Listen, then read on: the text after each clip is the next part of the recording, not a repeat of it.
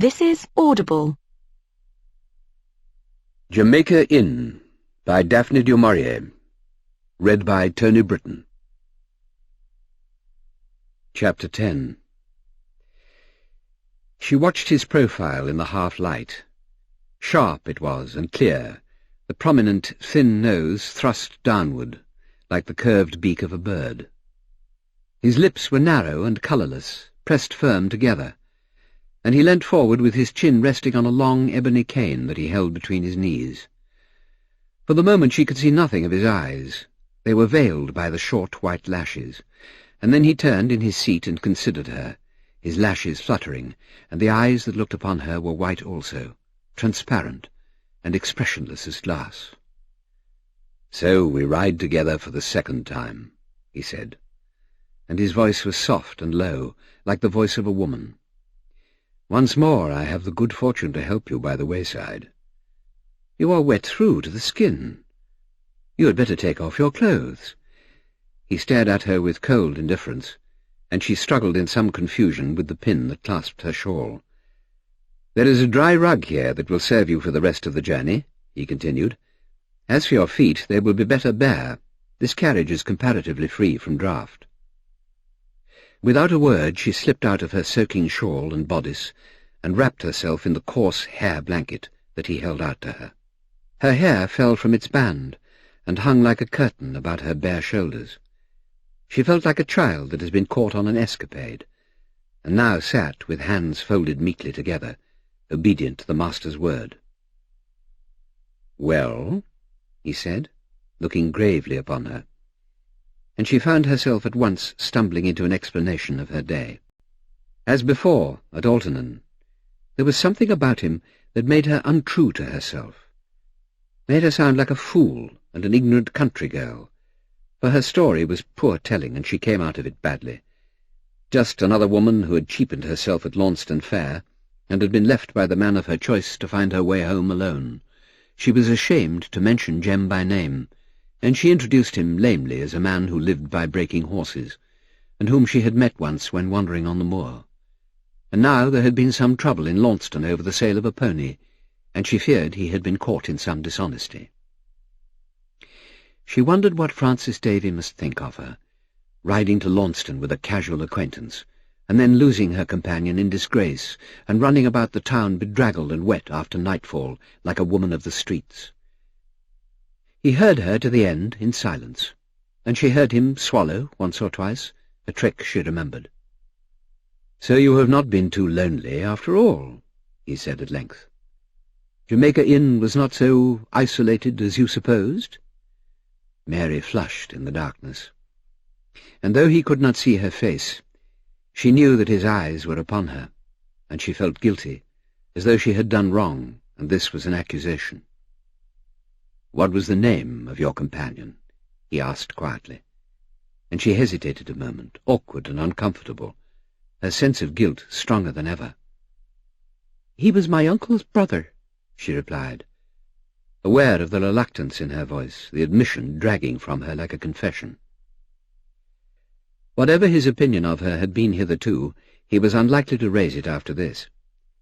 Barely a week had passed since she had called Jos Merlyn a murderer, and yet she had ridden from Jamaica Inn with his brother, without compunction, a common barmaid who would see the fun of the fair.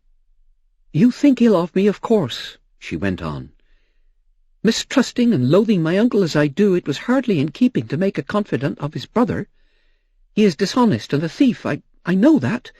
He told me as much at the beginning, but beyond that—" Her words trailed off with some uncertainty. After all, Jem had denied nothing. He had made little or no attempt to defend himself when she accused him, and now she ranged herself on his side. She defended him instead without reason and against her sane judgment, bound to him already because of his hands upon her and a kiss in the dark. "You mean the brother knows nothing of the landlord's trade by night?" continued the gentle voice at her side. "He is not of the company who bring the wagons to Jamaica Inn?" Mary made a little gesture of despair. "I don't know," she said. "I have no proof. He admits nothing. He shrugs his shoulders. But he told me one thing, that he had never killed a man. and I believed him. I still believe him. He also said that my uncle was running straight into the hands of the law and they would catch him before long. He surely would not say that if he was one of the company." She spoke now to reassure herself rather than the man at her side, and Jem's innocence became suddenly of vital importance. "You told me before you had some acquaintance with the squire. Perhaps you have influence with him, too. You could no doubt persuade him to deal mercifully with Jem Merlyn when the time comes. After all, he is young. He could start life afresh. It would be easy enough for you in your position." His silence was an added humiliation, and feeling those cold white eyes upon her, she knew what a little graceless fool he must think her, and how feminine. He must see that she was pleading for a man who had kissed her once, and that he despised her went without saying. "My acquaintance with Mr. Bassett of North Hill is of the slightest," he told her. "Once or twice we have given one another good afternoon, and we have spoken of matters relating to our respective parishes. It is hardly likely that he should spare a thief because of me, especially if the thief is guilty, and happens to be the brother of the landlord of Jamaica Inn." Mary said nothing. Once again this strange man of God had spoken words of logic and wisdom, and there was no argument in reply. But she was caught in the sudden fever of love that devastates reason and makes havoc of logic. Therefore his words acted as an irritant and created fresh turmoil in her brain. "You appear anxious for his safety," he said, and she wondered whether it was mockery she heard in his voice, or reproof, or understanding. But quick as a flash of lightning he continued, "And if your new friend was guilty of other things, of conspiring with his brother against the belongings and perhaps the lives of his fellow men, what then, Mary Yellan? Would you still seek to save him?" She felt his hand upon hers, cool and impersonal, and because she was on edge after the excitement of the day, and was both frightened and frustrated in one, and loved a man against her judgment who was now lost to her through her own fault, she broke down and began to rave like a child deprived. "I didn't bargain for this.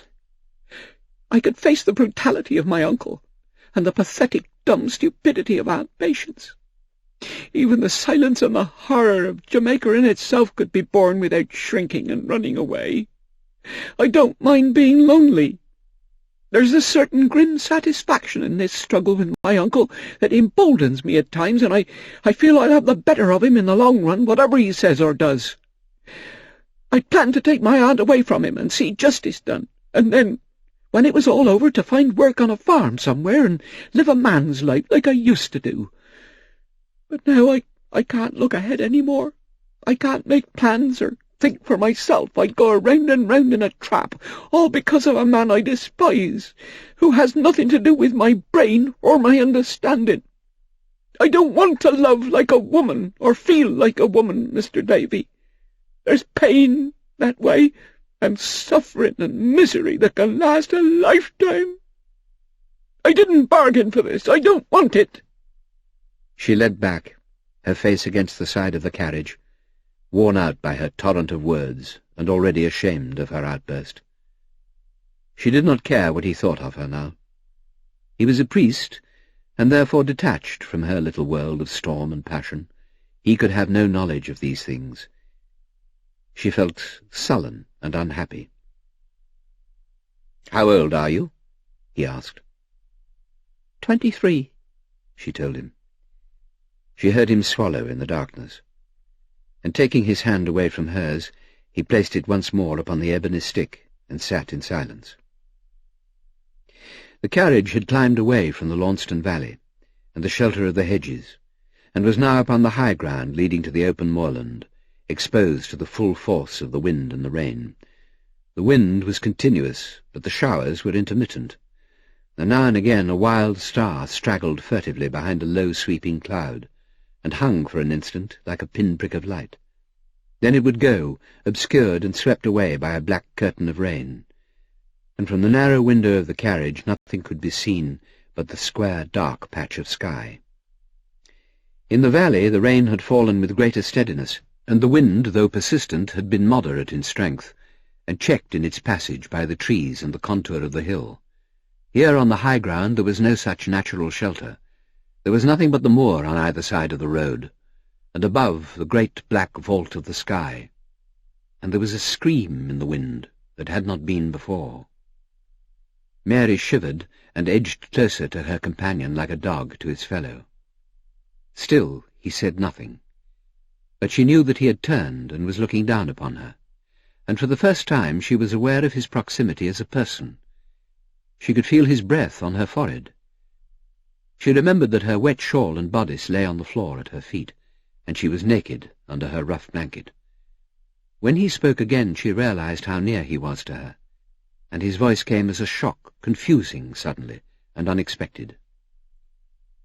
"You are very young, Mary Yellan," he said. "You are nothing but a chicken with the broken shell still around you. You'll come through your little crisis. Women like you have no need to shed tears over a man encountered once or twice, and the first kiss is not a thing that is remembered. You'll forget your friend with his stolen pony very soon. Come now, dry your eyes. You are not the first to bite your nails over a lost lover." He made light of her problem, and counted it as a thing of no account. That was her first reaction to his words. And then she wondered why he had not used the conventional phrases of comfort, said something about the blessing of prayer, the peace of God, and life everlasting. She remembered that last ride with him, when he had whipped his horse into a fever of speed, and how he had crouched in his seat with the reins in his hands, and he had whispered words under his breath she had not understood. Again she felt something of the same discomfort she had experienced then, a sensation of uneasiness that she connected instinctively with his freak hair and eyes, as though his physical departure from normality was a barrier between him and the rest of the world. In the animal kingdom, a freak was a thing of abhorrence, at once hunted and destroyed, or driven out into the wilderness. No sooner had she thought of this than she reproached herself as narrow and unchristian. He was a fellow creature and a priest of God, but as she murmured an apology to him for having made a fool of herself before him, and talking like a common girl from the streets, she reached for her clothes and began to draw them on furtively under cover of the blanket. "So I was right in my surmise, and all has been quiet at Jamaica Inn since I saw you last?" he said after a while, following some train of thought. "There have been no wagons to disturb your beauty sleep, and the landlord has played alone with his glass and his bottle?" Mary, still fretful and anxious with her mind on the man she had lost, brought herself back to reality with an effort. She had forgotten her uncle for nearly 10 hours. At once she remembered the full horror of the past week, and the new knowledge that had come to her. She thought of the interminable sleepless nights, the long days she had spent alone, and the staring bloodshot eyes of her uncle swung before her again, his drunken smile, his groping hands. "Mr. Davy," she whispered, "have you ever heard of wreckers?" She had never said the word aloud before. She had not considered it even, and now that she heard it from her own lips, it sounded fearful and obscene, like a blasphemy. It was too dark in the carriage to see the effect upon his face, but she heard him swallow. His eyes were hidden from her under the black shovel hat, and she could only see the dim outline of his profile, the sharp chin, the prominent nose. "Once, years ago, when I was hardly more than a child, I heard a neighbour speak of them," she said. "And then later, when I was old enough to understand, there were rumours of these things, snatches of gossip quickly suppressed. One of the men would bring back some wild tale after a visit to the north coast, and he would be silenced at once. Such talk was forbidden by the older men. It was an outrage to decency. I believed none of these stories. I asked my mother, and she told me they were the horrible inventions of evil-minded people. Such things did not and could not exist. She was wrong. I know now she was wrong, Mr. Davy. My uncle is one of them. He told me so himself." Still her companion made no reply. He sat motionless, like a stone thing. and she went on again, never raising her voice above a whisper. "They're in it, every one of them, from the coast to the Tamar bank. All those men I saw that first Saturday in the bar at the inn. Gypsies, poachers, sailors, the peddler with the broken teeth. They've murdered women and children with their own hands. They've held them under the water. They've killed them with rocks and stones. Those are death wagons that travel the road by night, and the goods they carry are not smuggled casks alone, with brandy for some and tobacco for another, but the full cargoes of wrecked ships bought at the price of blood, the trust and the possession of murdered men. And that's why my uncle is feared and loathed by the timid people in the cottages and farms, and why all doors are barred against him, and why the coaches drive past his house in a cloud of dust. They suspect what they cannot prove. My aunt lives in a mortal terror of discovery, and my uncle has only to lose himself in drink before a stranger, and his secret is spilt to the four winds. There, Mr. Davy. Now you know the truth about Jamaica Inn." She leant back, breathless, against the side of the carriage, biting her lips and twisting her hands in an emotion she could not control, exhausted and shaken by the torrent of words that had escaped her. And somewhere in the dark places of her mind an image fought for recognition and found its way into the light, having no mercy on her feelings. And it was the face of Jem Merlyn, the man she loved, grown evil and distorted, merging horribly and finally into that of his brother. The face beneath the black shovel hat turned towards her. She caught a sudden flicker of the white lashes, and the lips moved. "So, the landlord talks when he is drunk," he said. And it seemed to Mary that his voice lacked something of its usual gentle quality. It rang sharper in tone, as though pitched on a higher note. But when she looked up at him, his eyes stared back at her, cold and impersonal as ever. "He talks, yes," she answered him. "When my uncle has lived on brandy for 5 days, he'll bare his soul before the world. He told me so himself the very first evening I arrived. He was not drunk then, but 4 days ago, when he had woken from his first stupor, and he came out to the kitchen after midnight, swaying on his 2 feet. He talked then. That's why I know. And that's perhaps why I've lost faith in humanity and in God and in myself, and why I acted like a fool today in Launceston." The gale had increased in force during their conversation, and now, with the bend in the road, the carriage headed straight into the wind, and was brought almost to a standstill. The vehicle rocked on its high wheels, and a sudden shower spattered against the windows like a handful of pebbles.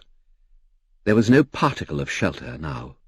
The moor on either hand was bare and unprotected, and the scurrying clouds flew fast over the land, tearing themselves asunder on the tors.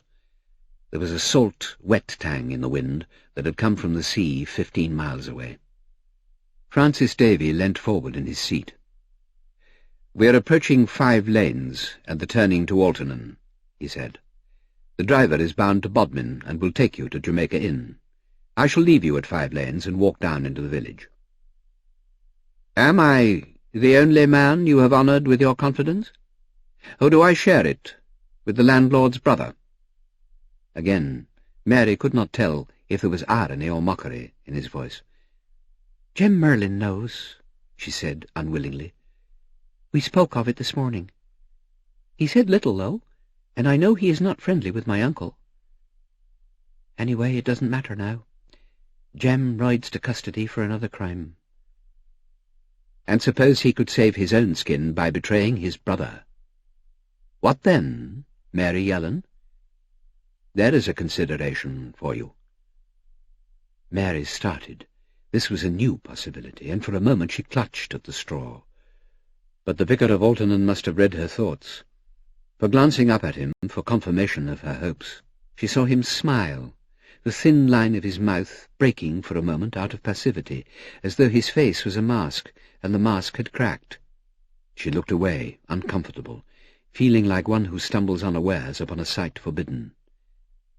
"That would be a relief to you and to him, no doubt," continued the vicar, if he had never been involved. But there is always the doubt, isn't there? And neither you nor I know the answer to that question. A guilty man does not usually tie the rope around his own neck. Mary made a helpless movement with her hands, and he must have seen the despair in her face, for his voice became gentle again that had been harsh hitherto, and he laid his hand on her knee. "Our bright days are done, and we are for the dark," he said softly. If it were permitted to take our text from Shakespeare, there would be strange sermons preached in Cornwall tomorrow, Mary Yellan. Your uncle and his companions are not members of my congregation, however, and if they were, they would not understand me. You shake your head at me. I speak in riddles. This man is no comforter, you say. He is a freak with his white hair and eyes. Oh, don't turn away, I know what you think. I will tell you one thing for consolation, and you can make of it what you will. A week from now will bring the new year. The false lights have flickered for the last time, and there will be no more wrecks. The candles will be blown. "I don't understand you," said Mary. "How do you know this? And what has the new year to do with it?" He took his hand from her and began to fasten his coat preparatory to departure. He lifted the sash of the window and called to the driver to rein in his horse, and the cold air rushed into the carriage with a sting of frozen rain. "I returned tonight from a meeting in Launceston," he said, "which was but a sequel to many other similar meetings during the past few years, and those of us present were informed at last that His Majesty's government were prepared to take certain steps during the coming year to patrol the coasts of His Majesty's country. There will be watchers on the cliffs instead of flares, and the paths known only at present to men like your uncle and his companions will be trodden by officers of the law. There will be a chain across England, Mary, that will be very hard to break. Now do you understand?" He opened the door of the carriage and stepped out into the road. He bared his head under the rain, and she saw the thick white hair frame his face like a halo. He smiled again to her and bowed, and he reached for her hand once more and held it a moment. "Your troubles are over," he said. "The wagon wheels will rust, and the barred room at the end of the passage can be turned into a parlour. Your aunt will sleep in peace again, and your uncle will either drink himself to death and be a riddance to all of you, or he will turn Wesleyan and preach to travellers on the high road. As for you, you will ride south again and find a lover. Sleep well tonight. Tomorrow is Christmas Day, and the bells at Alton will be ringing for peace and goodwill. I shall think of you." He waved his hand to the driver, and the carriage went on without him. Mary leant out of the window to call to him, but he had turned to the right down one of the 5 lanes, and was already lost to sight. The carriage rattled on along the Bodmin Road. There were still 3 miles to cover before the tall chimneys of Jamaica Inn broke upon the skyline, and those miles were the wildest and the most exposed of all the long 21 that stretched between the 2 towns. Mary wished now that she had gone with Francis Davy. She would not hear the wind in Alton, and the rain would fall silently in the sheltered lane. Tomorrow she could have knelt in the church and prayed for the first time since leaving Helford. If what he said was true, then there would be cause for rejoicing after all, and there would be some sense in giving thanks. The day of the wrecker was over. He would be broken by the new law, he and his kind. They would be blotted out and razed from the countryside like the pirates had been 20-30 years ago, and there would be no memory of them any more, no record left to poison the minds of those who should come after. A new generation would be born who had never heard their name. Ships would come to England without fear. There would be no harvest with the tide. Coves that had sounded once with the crunch of footsteps on shingle and the whispered voices of men would be silent again, and the scream that broke upon the silence would be the scream of a gull. Beneath the placid surface of the sea, on the ocean bed, lay skulls without a name, green coins that had once been gold, and the old bones of ships. They would be forgotten for evermore. The terror they had known died with them. It was the dawn of a new age, when men and women would travel without fear, and the land would belong to them.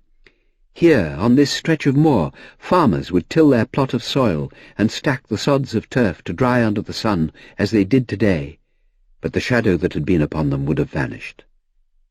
Perhaps the grass would grow, and the heather bloom again, where Jamaica Inn had stood.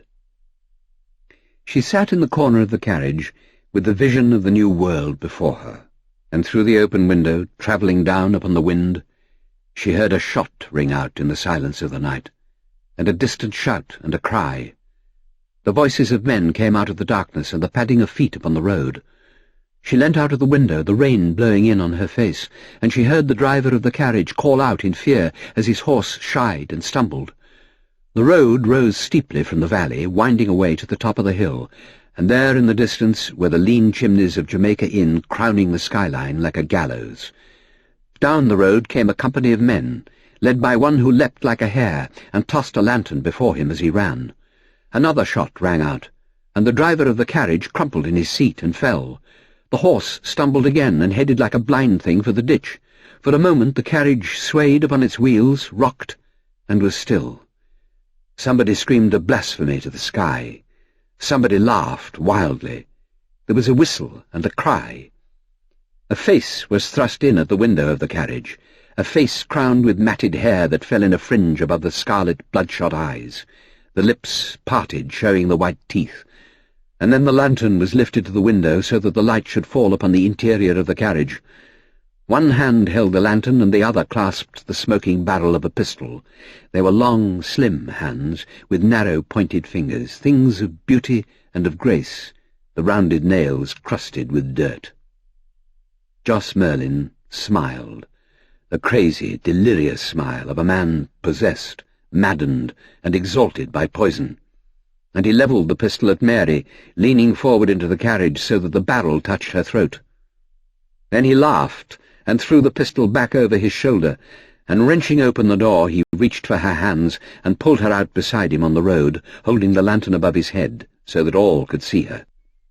There were 10 or 12 of them standing in the road, ragged and ill-kept, half of them drunk as their leader, wild eyes staring out of shaggy, bearded faces, and 1 or 2 had pistols in their hands, or were armed with broken bottles, knives, and stones. Harry the pedlar stood by the horse's head, while face downwards in the ditch lay the driver of the carriage, his arm crumpled under him, his body limp and still. Jos Merlyn held Mary to him, and tilted her face to the light, and when they saw who she was, a howl of laughter broke from the company of men, and the pedlar put his 2 fingers to his mouth and whistled. The landlord bent to her and bowed with drunken gravity. He seized her loose hair in his hand and twisted it in a rope, sniffing at it like a dog. "So, it's you, is it?" he said. "You've chosen to come back again, like a whining bitch, with your tail between your legs?" Mary said nothing. She looked from one to the other of the men in the crowd, and they stared back at her, jeering, hemming in upon her and laughing, pointing to her wet clothes, fingering her bodice and her skirt. "Oh, you're dumb, are you?" cried her uncle, and he hit her across the face with the back of his hand. She called out and put up an arm to protect herself, but he knocked it away, and holding her wrist he doubled it behind her back. She cried with the pain, and he laughed again. "You'll come to heel if I kill you first," he said. "You think you can stand against me, with your monkey face and your damned impudence? And what do you think you do at midnight, riding on the King's Highway in a hired carriage, half naked with your hair down your back? You're nothing but a common slut after all." He jerked at her wrist, and she fell. "Leave me alone," she cried. "You have no right to touch me or speak to me. You're a bloody murderer and a thief, and the law knows it too. The whole of Cornwall knows it. Your reign is over, Uncle Jos. I've been to Launceston today to inform against you." A hubbub rose amongst the group of men. They pressed forward, shouting at her and questioning, but the landlord roared at them, waving them back. "Get back, you damn fools! Can't you see she's trying to save her skin by lies? How can she inform against me when she knows nothing? She's never walked 11 miles to Launceston. Look at her feet. She'd been with a man somewhere down on the road, and he sent her back on wheels when he'd had enough of her. Get up, or do you want me to rub your nose in the dust?" He pulled her to her feet and held her beside him. Then he pointed to the sky, where the low clouds fled before the scurrying wind and a wet star gleamed. "Look there!" he yelled. "There's a break in the sky, and the rain's going east. There'll be more wind yet before we are through, and a wild grey dawn on the coast in 6 hours' time. We'll waste no more of it here. Get your horse, Harry, and put him in the traces here. The carriage'll carry 6 of us. And bring the pony and the farm cart from the stable. He's had no work for a week. Come on, lazy, drunken devils! Don't you want to feel gold and silver running through your hands? I've lain like a hog for 7 crazy days, and by God I feel like a child tonight, and I want the coast again. Who'll take the road with me through Camelford?" A shout rose from a dozen voices, and hands were thrust into the air. One fellow burst into a snatch of song, waving a bottle over his head, reeling on his feet as he stood. Then he staggered and fell, crumpling onto his face in the ditch. The pedlar kicked him as he lay, and he did not stir. And snatching the bridle of the horse, he dragged the animal forward, urging him with blows and cries to the steep hill, while the wheels of the carriage passed over the body of the fallen man, who, kicking for an instant like a wounded hare, struggled from the mud with a scream of terror and pain, and then lay still. The men turned with the carriage and followed it, the sound of their running feet pattering along the high road, and Jos Merlyn stood for a moment looking down upon Mary with a foolish, drunken smile. Then, on a sudden impulse, he caught her in his arms and pulled her towards the carriage, wrenching the door once more. He threw her onto the seat in the corner, and then, leaning out of the window, he yelled to the pedlar to whip the horse up the hill. His cry was echoed by the men who ran beside him, and some of them leapt onto the step and clung to the window, while others mounted the driver's empty seat and rained at the horse with sticks and a shower of stones. The animal quivered, sweating with fear, and he topped the hill at a gallop, with 6 madmen clinging to the reins and screaming at his heels. Jamaica Inn was ablaze with light. The doors were open, and the windows were unbarred. The house gaped out of the night like a live thing. The landlord placed his hand over Mary's mouth and forced her back against the side of the carriage. "You'd inform against me, would you? You'd run to the law and have me swinging on a rope's end like a cat. All right, then, you shall have your chance. You shall stand on the shore, Mary, with the wind and the sea in your face, and you shall watch for the dawn and the coming in of the tide. You know what that means, don't you? You know where I'm going to take you." She stared back at him in horror. The colour drained from her face, and she tried to speak to him, but his hands forbade her. "You think you are not afraid of me, don't you? You sneer at me with your pretty white face and your monkey eyes. Yes, I'm drunk. I'm drunk as a king, and heaven and earth can smash for all I care. Tonight we shall ride in glory, every man jack of us, maybe for the last time. And you shall come with us, Mary, to the coast." He turned away from her, shouting to his companions, and the horse, startled by his cry, started forward again in his stride, dragging the carriage behind him, and the lights of Jamaica Inn vanished in the darkness. Chapter 11.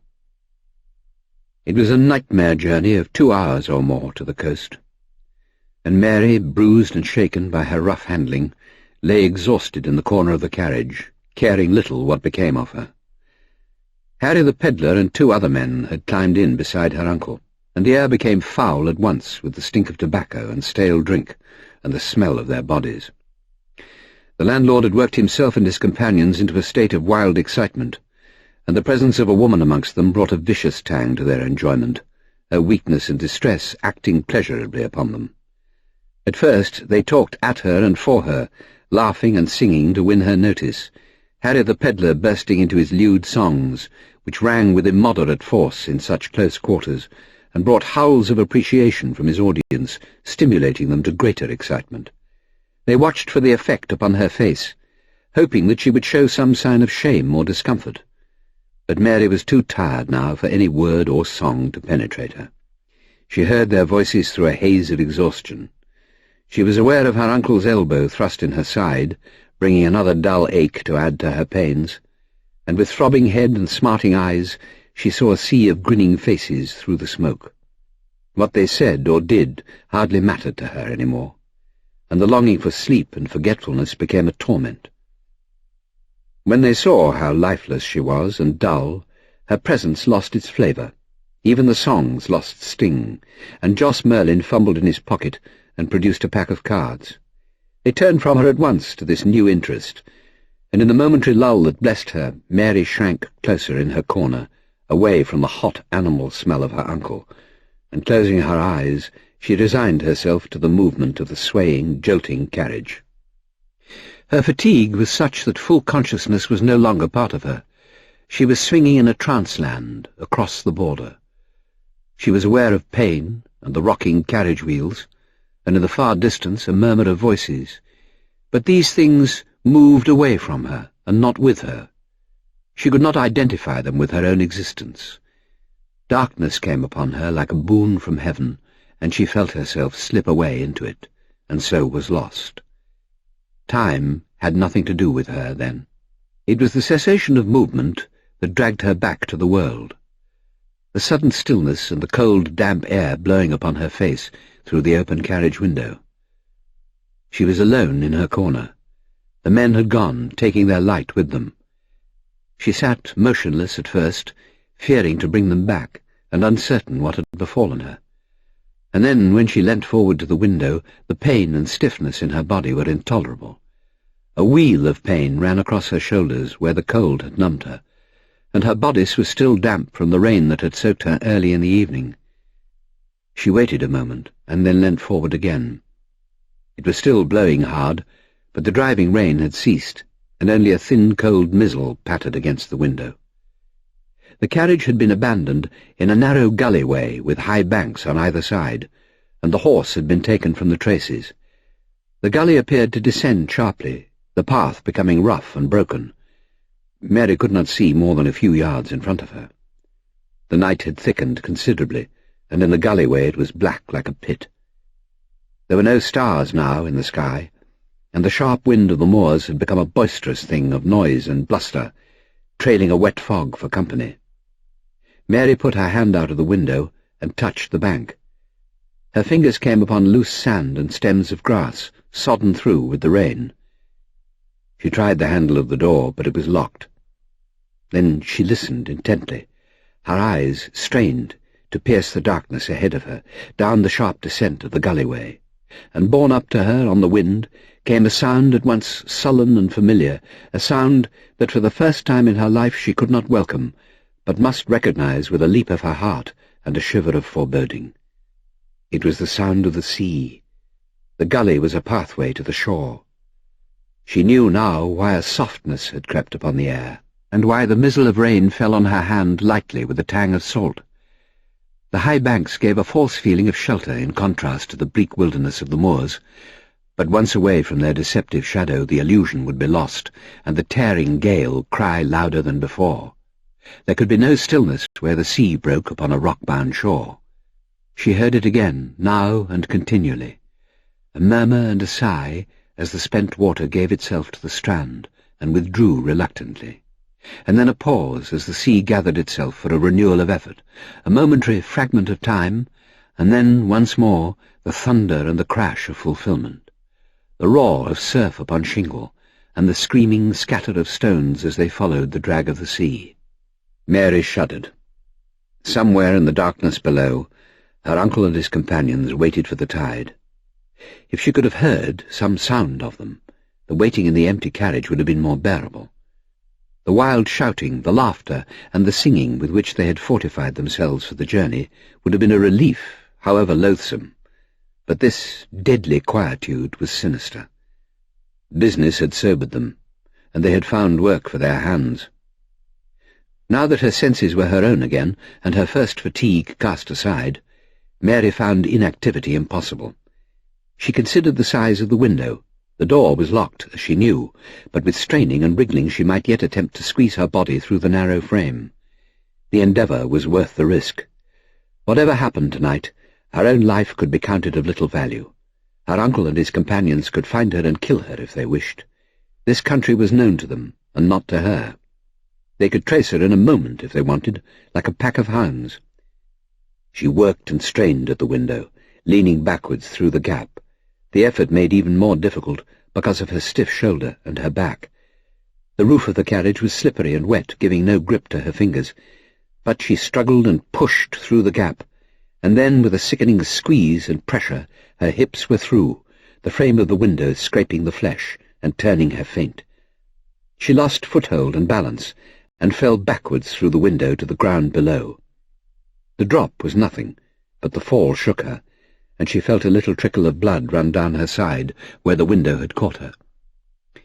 She gave herself a moment to recover, and then she dragged herself to her feet and began to creep uncertainly up the lane, in the dark shelter of the bank. She had not yet formed a plan in her head, but with her back turned away from the gully and the sea, she would be putting distance between herself and her late companions.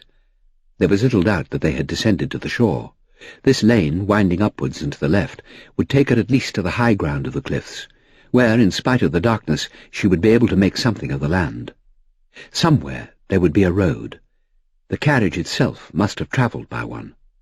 And if there was a road, there would be dwelling-houses before long. There would be honest men and women to whom she could tell her tale, and who would rouse the countryside when they heard her story. She felt her way along the narrow ditch, stumbling now and again over the stones, her hair blowing into her eyes and troubling her, and coming suddenly round the sharp corner of the bank, she put up her hands to screw back the loose strands from her eyes, and because of this she did not see the humped figure of a man kneeling in the ditch with his back towards her, his eyes watchful of the winding lane ahead. She came against him, knocking the breath from her body, and he, taken by surprise, fell with her, crying out in mingled terror and rage, smashing at her with his clenched fist. They fought on the ground, she straining away from him, her hands tearing at his face. But in a moment he was too strong for her, and rolling her over on her side, he twisted his hands in her hair, pulling at the roots, until the pain forced her to stillness. He leant on her, breathing heavily, for the fall had winded him.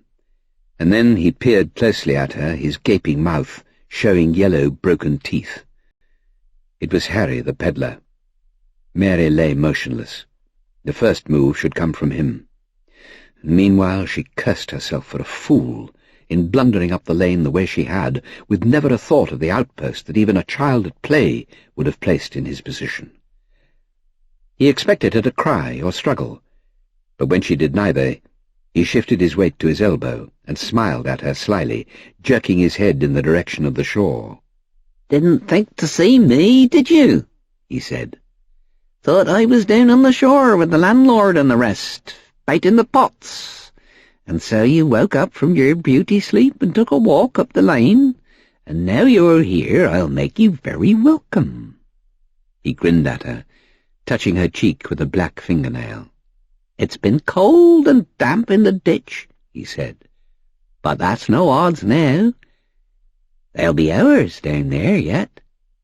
I can see you've turned against Joss by the way you spoke to him tonight. He's no right to keep you up at Jamaica like a bird in a cage, with no pretty things to wear. I doubt if he's given you as much as a brooch for your bodice, has he? Ah, don't you mind about that. I'll give you lace for your neck, and bangles for your wrist, and soft silk for your skin. Let's look now." He nodded at her, reassuring her, smiling still, smirking and sly, and she felt his furtive hand fasten itself upon her. She moved swiftly, lashing out at him, and her fist caught him underneath the chin, shutting his mouth like a trap, with his tongue caught between his teeth. He squealed like a rabbit, and she struck him again, but this time he grabbed at her and lurched sideways upon her, all pretence of gentle persuasion gone, his strength horrible, his face drained of all colour. He was fighting now for possession, and she knew it, and aware that his strength was greater than hers, and must prevail in the end. She lay limp suddenly, to deceive him, giving him the advantage for the moment. He grunted in triumph, relaxing his weight, which was what she intended.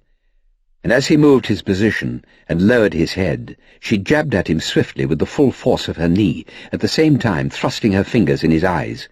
He doubled up at once, rolling onto his side in agony, and in a second she had struggled from under him and pulled herself to her feet, kicking at him once more as he rocked defenceless, his hands clasped to his belly.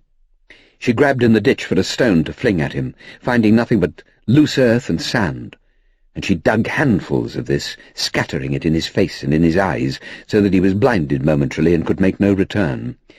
Then she turned again and began to run like a hunted thing up the twisting lane, her mouth open, her hands outstretched, tripping and stumbling over the ruts in the path.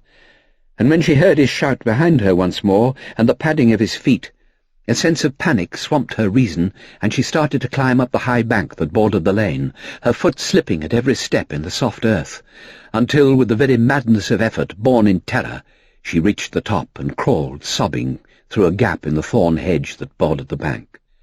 Her face and her hands were bleeding, but she had no thought for this, and ran along the cliff away from the lane, over tussocks of grass and humped uneven ground, all sense of direction gone from her, her one idea to escape from the thing that was Harry the Pedlar. A wall of fog closed in upon her, obscuring the distant line of hedge for which she had been making, and she stopped at once in her headlong rush, aware of the danger of sea mist, and how in its deception it might bring her back to the lane again. She fell at once upon hands and knees, and crawled slowly forward, her eyes low to the ground, following a narrow sandy track that wound in the direction she wished to take. Her progress was slow, but instinct told her that the distance was increasing between her and the pedlar, which was the only thing that mattered. She had no reckoning of time. It was 3, perhaps 4 in the morning, and the darkness would give no sign of breaking for many hours to come. Once more the rain came down through the curtain of mist, and it seemed as though she could hear the sea on every side of her, and there was no escape from it. The breakers were muffled no longer. They were louder and clearer than before. She realized that the wind had been no guide to direction, for even now, with it behind her, it might have shifted a point or two, and with her ignorance of the coastline she had not turned east, as she had meant to do, but was even now upon the brink of a sagging cliff path that, judging by the sound of the sea, was taking her straight to the shore. The breakers, though she could not see them because of the fog, were somewhere beyond her in the darkness, and to her dismay she sensed they were on a level with her, and not beneath her. This meant that the cliffs here descended abruptly to the shore, and instead of a long and tortuous path to a cove that she had pictured from the abandoned carriage, the gullyway must have been only a few yards from the sea itself. The banks of the gully had muffled the sound of the breakers. Even as she decided this, there was a gap in the mist ahead of her, showing a patch of sky. She crawled on, uncertainly, the path widening and the fog clearing, and the wind veered in her face once more. And there she knelt amongst driftwood and seaweed and loose shingle on a narrow strand, with the land sloping up on either side of her, while not 50 yards away, and directly in front of her, were the high combing seas breaking upon the shore. After a while, when her eyes had accustomed themselves to the shadows, she made them out, huddled against a jagged rock that broke up the expanse of the beach, a little knot of men, grouped together for warmth and shelter, silently peering ahead of them into the darkness. Their very stillness made them the more menacing, who had not been still before, and the attitude of stealth, the poise of their bodies crouched as they were against the rock, the tense watchfulness of their heads, turned one and all to the incoming sea, was a sight at once fearful and pregnant with danger. Had they shouted and sung, called to one another, and made the night hideous with their clamour, their heavy boots resounding on the crunching shingle, It would have been in keeping with their character and with what she expected, but there was something ominous in this silence, which suggested that the crisis of the night had come upon them. A little jutting piece of rock stood between Mary and the bare exposed beach, and beyond this she dared not venture for fear of betraying herself. She crawled as far as the rock, and lay down on the shingle behind it, while ahead of her, direct in her line of vision when she moved her head, stood her uncle and his companions with their backs turned towards her. She waited. They did not move. There was no sound. Only the sea broke in its inevitable monotony upon the shore, sweeping the strand and returning again, the line of breakers showing thin and white against the black night. The mist began to lift very slowly, disclosing the narrow outline of the bay. Rocks became more prominent, and the cliffs took on solidity. The expanse of water widened, opening from a gulf to a bare line of shore that stretched away interminably. To the right, in the distance, where the highest part of the cliffs sloped to the sea, Mary made out a faint pinprick of light. At first she thought it a star, piercing the last curtain of dissolving mist, but reason told her that no star was white, nor ever swayed with the wind on the surface of a cliff. She watched it intently, and it moved again. It was like a small white eye in the darkness. It danced and curtsied, storm-tossed, as though kindled and carried by the wind itself, a living flare that would not be blown. The group of men on the shingle below heeded it not. Their eyes were turned to the dark sea beyond the breakers. And suddenly Mary was aware of the reason for their indifference, and the small white eye, that had seemed at first a thing of friendliness and comfort, winking bravely along in the wild night, became a symbol of horror. The star was a false light placed there by her uncle and his companions. The pinprick gleam was evil now, and the curtsy to the wind became a mockery. In her imagination the light burnt fiercer, extending its beam to dominate the cliff, and the colour was white no more, but old and yellow like a scab. Someone watched by the light, so that it should not be extinguished. She saw a dark figure pass in front of it, obscuring the gleam for a moment, and then it burnt clear again. The figure became a blot against the grey face of the cliff, moving quickly in the direction of the shore. Whoever it was climbed down the slope to his companions on the shingle. His action was hurried, as though time pressed him, and he was careless in the manner of his coming, for the loose earth and stones slid away from under him, scattering down onto the beach below. The sound startled the men beneath, and for the first time since Mary had watched them, they withdrew their attention from the incoming tide and looked up to him. Mary saw him put his hands to his mouth and shout, but his words were caught up in the wind and did not come to her. They reached the little group of men waiting on the shingle, who broke up at once in some excitement, some of them starting halfway up the cliff to meet him. But when he shouted again and pointed to the sea, they ran down towards the breakers, their stealth and silence gone for the moment, the sound of their footsteps heavy on the shingle, their voices topping one another above the crash of the sea. Then one of them, her uncle it was, she recognized his great loping stride and massive shoulders, held up his hand for silence. And they waited, all of them, standing upon the shingle, with the waves breaking beyond their feet. Spread out in a thin line they were, like crows, their black forms outlined against the white beach. Mary watched with them, and out of the mist and darkness came another pinprick of light in answer to the first. This new light did not dance and waver as the one on the cliff had done. It dipped low and was hidden, like a traveller weary of his burden, and then it would rise again, pointing high to the sky, a hand flung into the night in a last and desperate attempt to break through the wall of mist that hitherto had defied penetration. The new light drew nearer to the first. The one compelled the other. Soon they would merge and become two white eyes in the darkness, and still the men crouched motionless upon the narrow strand, waiting for the lights to close with one another. The second light dipped again, and now Mary could see the shadowed outline of a hull, the black spars like fingers spreading above it, while a white surging sea combed beneath the hull and hissed and withdrew again. Closer drew the mast-light to the flare upon the cliff, fascinated and held, like a moth coming to a candle. Mary could bear no more. She scrambled to her feet and ran down upon the beach, shouting and crying, waving her hands above her head, pitting her voice against the wind and the sea which tossed it back to her in mockery. Someone caught hold of her and forced her down upon the beach. Hands stifled her. She was trodden upon and kicked.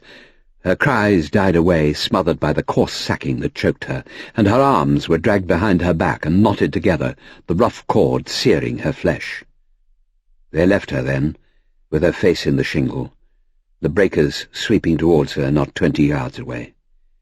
And as she lay there helpless, the breath knocked from her, and her scream of warning strangled in her throat, she heard the cry that had been hers become the cry of others, and fill the air with sound. The cry rose above the searing smash of the sea, and was seized and carried by the wind itself, and with the cry came the tearing splinter of wood, the horrible impact of a massive, live thing finding resistance, the shuddering groan of twisting, breaking timber. Drawn by a magnet, the sea hissed away from the strand, and a breaker, running high above its fellows, flung itself with a crash of thunder upon the lurching ship. Mary saw the black mass that had been a vessel roll slowly upon its side, like a great flat turtle. The masts and spars were threads of cotton, crumpled and fallen. Clinging to the slippery, sloping surface of the turtle were little black dots that would not be thrown, that stuck themselves fast to the splintering wood like limpets. And when the heaving, shuddering mass beneath them broke monstrously in two, cleaving the air, they fell, one by one, into the white tongues of the sea, little black dots without life or substance.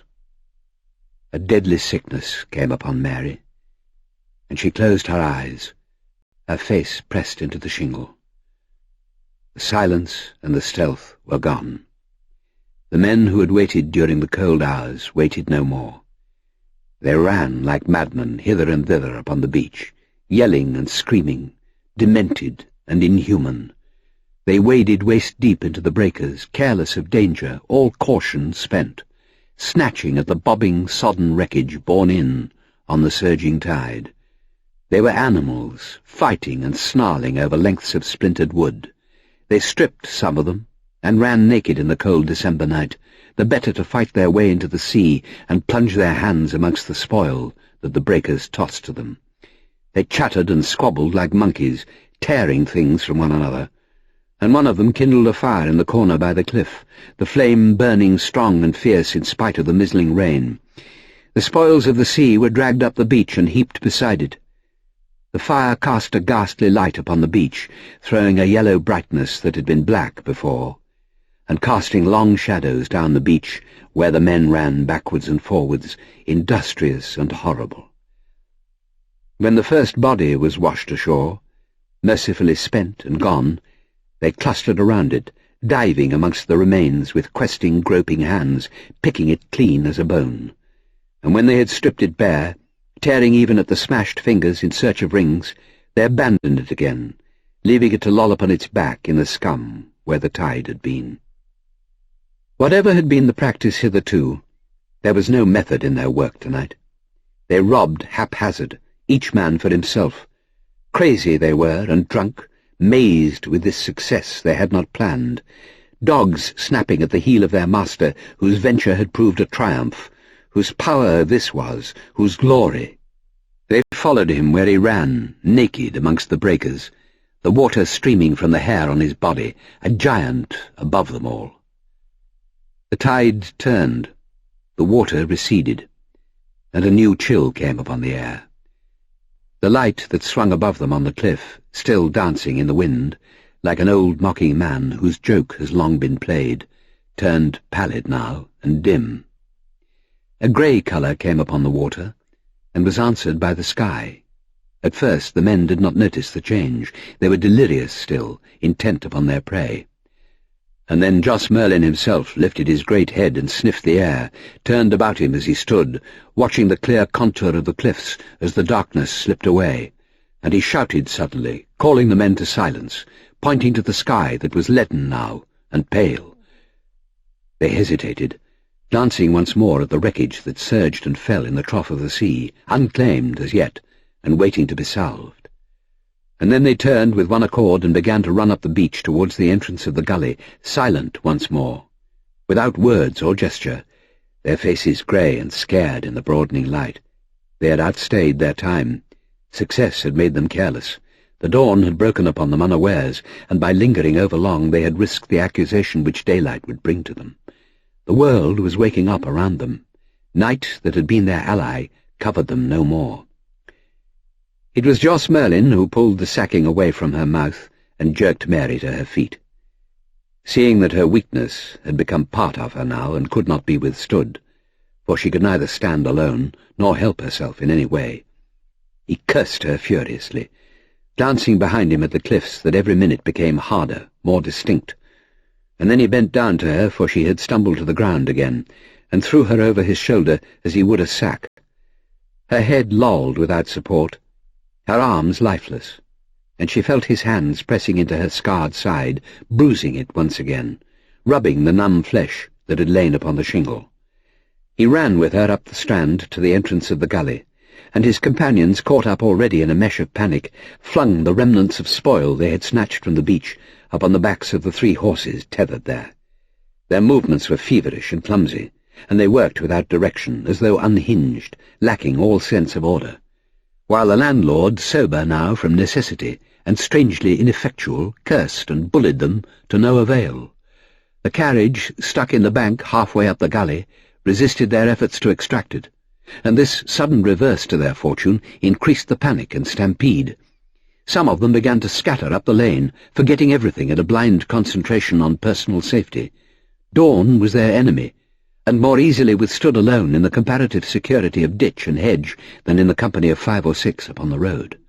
Suspicion would lie in numbers here on the coast, where every face was known, and strangers were remarkable.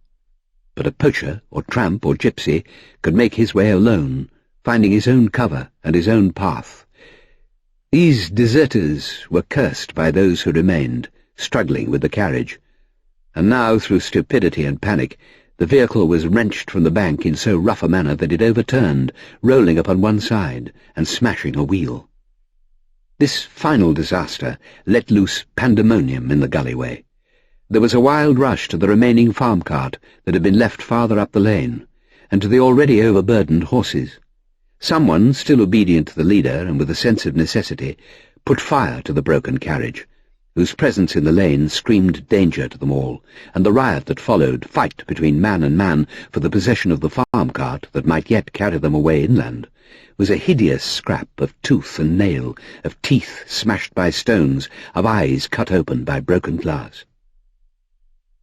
Those who carried pistols now had the advantage, and the landlord, with his remaining ally, Harry the pedlar, by his side, stood with his back to the cart and let fly amongst the rabble, who, in the sudden terror of pursuit that would follow with the day, looked upon him now as an enemy, a false leader who had brought them to destruction. The first shot went wide and stubbed the soft bank opposite, but it gave one of the opponents a chance to cut the landlord's eye open with a jagged flint. Joss Merlyn marked his assailant with his second shot, spattering him in mid-stomach, and while the fellow doubled up in the mud amongst his companions, mortally wounded and screaming like a hare, Harry the pedlar caught another in the throat, the bullet ripping the windpipe, the blood spouting jets like a fountain. It was the blood that won the cart for the landlord, for the remaining rebels, hysterical and lost at the sight of their dying fellows, turned as one man and scuttled like crabs up the twisting lane, intent only on putting a safe distance between themselves and their late leader. The landlord leant against the cart with smoking, murderous pistol, the blood running freely from the cut on his eye. Now that they were alone, he and the pedlar wasted little time. What wreckage had been salved and brought to the gully they threw upon the cart beside Mary. Miscellaneous odds and ends, useless and unprofitable, the main store still down on the beach and washed by the tide. They dared not risk the fetching of it, for that would be the work of a dozen men, and already the light of day had followed the early dawn and made clear the countryside. There was not a moment to spare. The 2 men who had been shot sprawled in the lane beside the cart.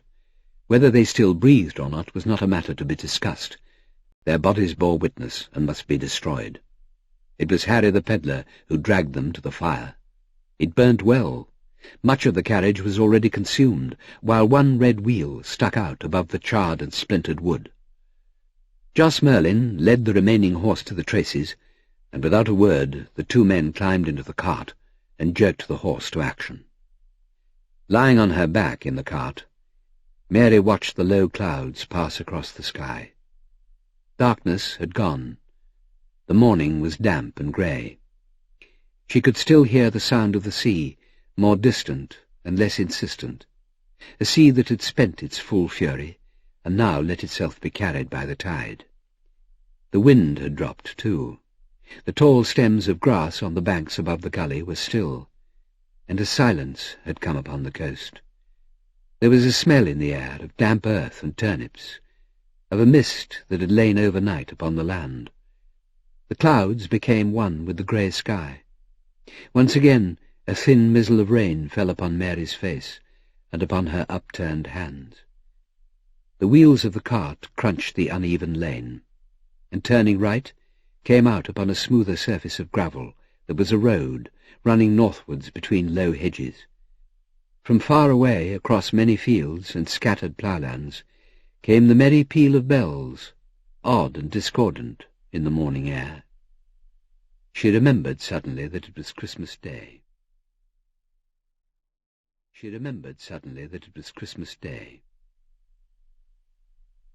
Chapter 12. The square pane of glass was familiar to her. It was larger than the carriage window, and had a ledge before it, and there was a crack across the pane that she remembered well. She kept her eyes upon it, struggling with memory, and she wondered why she no longer felt the rain on her face and the steady current of wind. There was no movement under her, and her first thought was that the carriage had come to a standstill, thrust against the bank in the gullyway once more, and that circumstance and fate would compel her to react in frightful repetition the things she had already performed. When she climbed through the window she would fall and bruise herself, and heading yet again up the twisting lane would come upon Harry the pedlar squatting in his ditch. But this time she would not have the strength to withstand him. Down on the shingle strand the men waited for the tide, and the great black turtle of a ship rolled flat and monstrous in the trough of the sea. Mary moaned, and turned her head restlessly from side to side. Out of the tail of her eye she saw the brown discoloured wall beside her, and the rusty nail-head where a text had once been hung. She was lying in her bedroom at Jamaica Inn. The sight of this room she hated, however cold it was and drear, was at least protection from the wind and the rain, and from the hands of Harry the pedlar. Nor could she hear the sea. The roar of surf would not disturb her again. If death came now, he would be an ally. Existence was not a thing she welcomed any more. Life had been crushed from her anyway, and the body lying on the bed did not belong to her. She had no wish to live. Shock had made a dummy of her and taken away her strength. Tears of self-pity welled into her eyes. Now there was a face bending down to her, and she shrank back against the pillow, her hands thrust outward and protesting, for the puffy mouth and broken teeth of the pedlar were ever in her mind. Her hands were held gently, though, and the eyes that peered at her, red-rimmed like her own from weeping, were tremulous and blue. It was Aunt Patience. They clung to one another, seeking comfort in proximity. And after Mary had wept a while, easing herself of sorrow and allowing the tide of emotion to carry her to the limit, nature took command of her again, and she was strengthened, something of the old courage and force coming back to her again. "You know what has happened?" she asked, and Aunt Patience held her hands tightly, so that they could not be withdrawn, the blue eyes begging dumbly for forgiveness, like an animal punished through no fault of his own. "How long have I lain here?" Mary questioned, and she was told that this was the second day. For a moment or two Mary was silent, considering the information, new to her and sudden.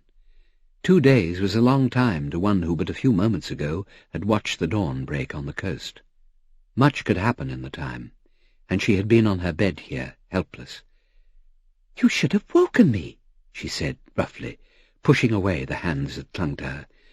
"I'm not a child to be mothered and pampered because of a few bruises. There's work for me to do. You don't understand." Aunt Patience stroked her, the caress timid and ineffectual. "You could not move," she whimpered. "Your poor body was bleeding and broken. I bathed you while you were still unconscious. I thought at first they'd injured you terribly, but thank the dear God, no real harm has come to you. Your bruises will heal, and your long sleep has rested you. You know who did it, don't you? You know where they took me." Bitterness had made her cruel. She knew that the words acted like a lash, and she could not stop herself. She began to talk about the men on the shore. Now it was the elder woman's turn to whimper, and when Mary saw the thin mouth working, the vapid blue eyes stare back at her in terror, she became sickened of herself and could not continue. She sat up in bed and swung her legs to the floor, her head swimming with the effort, her temples throbbing. What are you going to do?" Aunt Patience pulled at her nervously, but her niece shook her aside and began to drag on her clothes. "I have business of my own," she said. "Your uncle is below. He will not let you leave the inn." "I'm not afraid of him." "Mary, for your sake, for my sake, do not anger him again. You know what you've suffered already. Ever since he returned with you he has sat below, white and terrible, a gun across his knees. The doors of the inn are barred. I know you have seen and endured horrible, unspeakable things, but, Mary, don't you understand? If you go down now he may hurt you again. He may even kill you. I have never seen him like this. I can't answer for his mood. Don't go down, Mary. I beg you on my knees not to go down." She began to drag on the floor, clutching at Mary's skirt, clasping at her hands and kissing them. The sight was miserable, unnerving. "Aunt Patience, I have gone through enough out of loyalty to you. You can't expect me to stand any more. Whatever Uncle Jos may have been to you once, he is inhuman now. All your tears won't save him from justice. You must realize that. He's a brute, half mad with brandy and blood. Men were murdered by him on the shore, don't you understand? Men were drowned in the sea. I can see nothing else. I shall think of nothing else to my dying day." Her voice rose, dangerously high. Hysteria was not far away. She was still too weak for consecutive thought, and saw herself running out upon the high road, crying loudly for the help that would surely be forthcoming. Aunt Patience prayed too late for silence. The warning finger was unheeded. The door opened, and the landlord of Jamaica Inn stood on the threshold of the room. He stooped his head under the beam and stared at them. He looked haggard and grey. The cut above his eye was still a vivid scarlet. He was filthy and unwashed, and there were black shadows beneath his eyes. "I thought I heard voices in the yard. I went to a chink in the shutters downstairs in the parlour, but I saw no one. Did you hear anything from this room?" Nobody answered. Aunt Patience shook her head, the little nervous smile that she conjured for his presence trailing uneasily across her face without her knowledge. He sat down on the bed, his hands plucking at the clothes, his restless eyes roaming from the window to the door. "He'll come," he said. "He's bound to come. I've cut my own throat. I've gone against him. He warned me once, and I laughed at him. I didn't listen. I wanted to play the game on my own.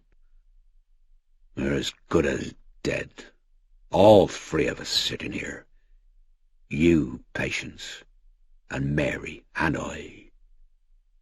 We're finished, I tell you. The game is up. Why did you let me drink? Why didn't you break every blasted bottle in the house and turn the key on me and let me lie? I'd not have hurt you. I'd not have touched a hair of your heads, either of you. Now it's too late. The end has come." He looked from one to the other of them, his bloodshot eyes hollow, his massive shoulders humped to his neck. They stared back at him without understanding, dumbfounded and awed at the expression on his face they had not seen before. "What do you mean?" said Mary at length. "Who are you afraid of? Who warned you?" He shook his head and his hand strayed to his mouth, the fingers restless. "No," he said. "I'm not drunk now, Mary Yellan. My secrets are still my own. But I'll tell you one thing, and there's no escape for you. You're in it now as much as Patience there. We have enemies on either side of us now. We have the law on one hand, and on the other—" He checked himself, the old cunning in his eyes once more as he glanced at Mary. "You'd like to know, wouldn't you?" he said. "You'd like to sneak out of the house with the name on your lips and betray me. You'd like to see me hanged. All right, I don't blame you for it. I've hurt you enough to make you remember till the rest of your days, haven't I? But I saved you too, didn't I? Have you thought what that rabble would have done to you had I not been there?" He laughed and spat on the floor, something of his usual self returning to him. "You can put one good mark against me for that alone," he said. "Nobody touched you last night but myself, and I've not spoilt your pretty face. Cuts and bruises mend, don't they? Why, poor weak thing, you know as well as I do I could have had you your first week at Jamaica Inn if I'd wanted you. You're a woman after all. Yes, by heaven, and you'd be lying at my feet now like your Aunt Patience, crushed and contented and clinging, another goddamn bloody fool. Oh, let's get out of here. The room stinks of damp and decay." He shambled to his feet, dragging her after him into the passage, and when they came onto the landing he thrust her against the wall, beneath the candle stuck in the bracket, so that the light fell upon her bruised, cut face. He took her chin in his hands and held her for a moment, smoothing the scratches with delicate, light fingers. She stared back at him in loathing and disgust, the gentle, graceful hands reminding her of all she had lost and renounced. And when he bent his hated face lower, indifferent to Patience, who stood beside him, and his mouth, so like his brother's, hovered an instant on hers, the illusion was horrible and complete, and she shuddered and closed her eyes. He blew out the light. They followed him down the stairs without a word, their footsteps pattering sharply through the empty house. He led the way into the kitchen, where even the door was bolted and the windows barred. 2 candles were on the table to light the room. Then he turned and faced the 2 women, and reaching for a chair he straddled his legs across it and considered them, fumbling in his pocket for his pipe meanwhile, and filling it. "We've got to think out a plan of campaign," he said. "We've been sitting here for nigh on 2 days now like rats in a trap, waiting to be caught. And I've had enough, I tell you. I never could play that sort of game. Gives me the horrors. If there's going to be a scrap, then by almighty God, let's have it in the open." He puffed a while at his pipe, staring moodily at the floor, tapping his foot on the stone flags. "Harry's loyal enough," he continued, "but he'd split and have the house about our ears if he thought there'd be profit for himself. As for the rest, they're scattered over the countryside, whining, their tails between their legs like a blasted pack of curs. Oh, this has scared him forever. Well, that's scared me too, you can know that. I'm sober now, all right. I can see that damn fool unholy mess I've landed in, and we'll be lucky, all of us, if we get out of it without swinging.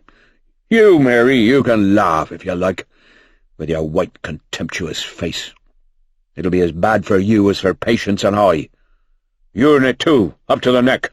You'll not escape. Why didn't you turn the key on me, I say? Why didn't you stop me from drinking? His wife stole over to him and plucked at his jacket, passing her tongue over her lips in preparation for speech. "Well, what is it?" he said. Why can't we creep away now?" before it's too late. The trap's in the stable. We'll be in Launceston and across to Devon in a few hours. We could travel by night. We could make for the eastern counties. You damned idiot! Don't you realise there are people on the road between here and Launceston who think I'm the devil himself? We're only waiting their chance to fasten every crime in Cornwall on my head and get me. The whole country knows by now what happened on the coast on Christmas Eve, and if they see us boating, they'll have the proof. God, don't you think I haven't itched to get away and save my skin? And by doing so, have every man in the country pointing his finger at us. We'd look fine, wouldn't we, riding in the trap on top of our goods and chattels like farmers on market day, waving goodbye in Launceston Square? No, we've got one chance. One single chance in a million. We've got to lie quiet. We've got to lie mum. If we sit here tight at Jamaica Inn, they may start scratching their heads and rubbing their noses. They've got to look for proof, mind you. They've got to get the sworn proof before they lay hands on us. And unless one of that blasted rabble turns informer, they won't get the proof. Oh, yeah, a ship's there, with her back broken on the rocks, and there's chunks of stuff lying on the beach, piles of it, ready to take away. Put there by someone, they'll say. They'll find 2 bodies, charred to cinders, and a heap of ashes. Oh, what's this? I'll say. There's been a fire. There's been a scrap. It'll look dirty, it'll look bad for many of us, but where's your proof? Answer me that. I spent my Christmas Eve like a respectable man, in the bosom of my family, playing cat's cradle and snapdragon with my niece. He put his tongue in his cheek and winked. "You've forgotten one thing, haven't you?" said Mary. No, my dear, I have not. The driver of that carriage was shot, and he fell in the ditch not 1/4 of a mile down the road outside. You were hoping we'd left the body there, weren't you? Maybe it will shock you, Mary, but the body travelled with us to the coast, and it lies now, if I remember rightly, beneath a 10-foot bank of shingle. Of course, someone's going to miss him. I'm prepared for that. But as they'll never find his carriage, it doesn't make much odds. Maybe he was tired of his wife and has driven to Penzance. Eh? You're welcome to look for him there. And now that we've both come to our senses again, you can tell me what you were doing in that carriage, Mary, and where you had been. If you don't answer me, you know me well enough by now. I can find a way of making you talk. Mary glanced at her aunt. The woman was shivering like a frightened dog, her blue eyes fixed upon her husband's face. Mary thought rapidly. It was easy enough to lie. Time was the all-important factor now, and must be reckoned with and cherished if she and her Aunt Patience were to come out of this alive. She must play upon it, and give her uncle rope enough to hang himself. His confidence would go against him in the end. She had one hope of salvation, and he was near, not 5 miles away, waiting in Altonan for a signal from her. "I'll tell you my day, and you can believe it or not," she said. "It doesn't matter much to me what you think. I walked to Launceston on Christmas Eve and went to the fair. I was tired by 8 o'clock, and when it came to rain and blow, I was wet through and fit for nothing. I hired that carriage, and I told the man I wanted him to take me to Bodmin. I thought if I said the Jamaica Inn, he would have refused the journey. There, I've nothing more to tell you than that." Were you alone in Launceston? "Of course I was alone." And you spoke to no one? "I bought a handkerchief from a woman at the stall." Joss Merlyn spat on the floor. "All right," he said. "Whatever I did to you now, you'd tell the same story, wouldn't you? You've got the advantage for once, because I can't prove if you're lying or not. Not many maids your age would spend the day alone in Launceston, I can tell you that. Nor would they drive home by themselves. If your story's true, then our prospects improve. They'll never trace that driver here. Oh, God damn it, I shall feel like another drink in a moment." He tilted back his chair and pulled at his pipe. "You shall drive in your own coach yet, Patience," he said, "and wear feathers in your bonnet. And a velvet cloak. I'm not beaten yet. I'll see the whole band of 'em in hell first. You wait. We'll start afresh again. We'll live like fighting cocks. Maybe I'll turn sober and go to church on Sundays. And you, Mary, you shall hold my hand in my old age and spoon me my food." He threw back his head and laughed, but his laugh broke short in the middle. His mouth shut like a trap, and he crashed his chair down on the floor again and stood up in the middle of the room, his body turned sideways, his face as white as a sheet. "Listen," he whispered hoarsely. "Listen." They followed the direction of his eyes, fastened as they were upon the chink of light that came through the narrow gap in the shutters. Something was scraping gently at the kitchen window, tapping lightly, softly, scratching furtively at the pane of glass. It was like the sound made by a branch of ivy when it has broken loose from the trunk, and bending downwards teases a window or a porch, disturbed and restless with every breath of wind.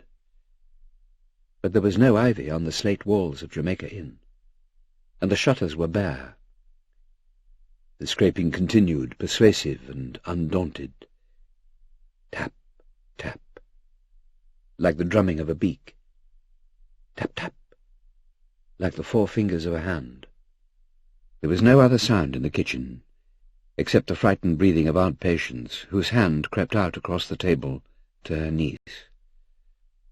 Mary watched the landlord as he stood motionless on the kitchen floor, his figure shadowed monstrously on the ceiling, and she saw his lips blue through the dark stubble of his beard. Then he bent forward, crouching on tiptoe like a cat, and sliding his hand along the floor, his fingers fastened themselves upon his gun that stood against the farther chair, never once taking his eyes from the chink of light between the shutters. Mary swallowed, her throat dry as dust. Whether the thing behind the window was friend or enemy to herself made the suspense more poignant. But in spite of her hopes, the thumping of her heart told her that fear was infectious, as were the beads of perspiration on her uncle's face. Her hands wandered to her mouth, trembling and clammy. For a moment he waited beside the closed shutters, and then he sprang forward, tearing at the hinge and pulling them apart, the grey light of afternoon slanting at once into the room. A man stood outside the window, his livid face pressed against the pane, his broken teeth gaping in a grin. It was Harry the peddler. Just Merlyn swore and threw open the window. "God damn you, come inside, can't you?" he shouted. "You want a bullet in your guts, you blasted fool? You had me here standing like a deaf mute for 5 minutes, with my gun trained on your belly. Unbolt the door, Mary. Don't lean against the wall there like a ghost. There's nerves enough in this house without you turning sour." Like all men who have been badly scared, he threw the blame of his own panic upon the shoulders of another, and now blustered to reassure himself. Mary crossed slowly to the door.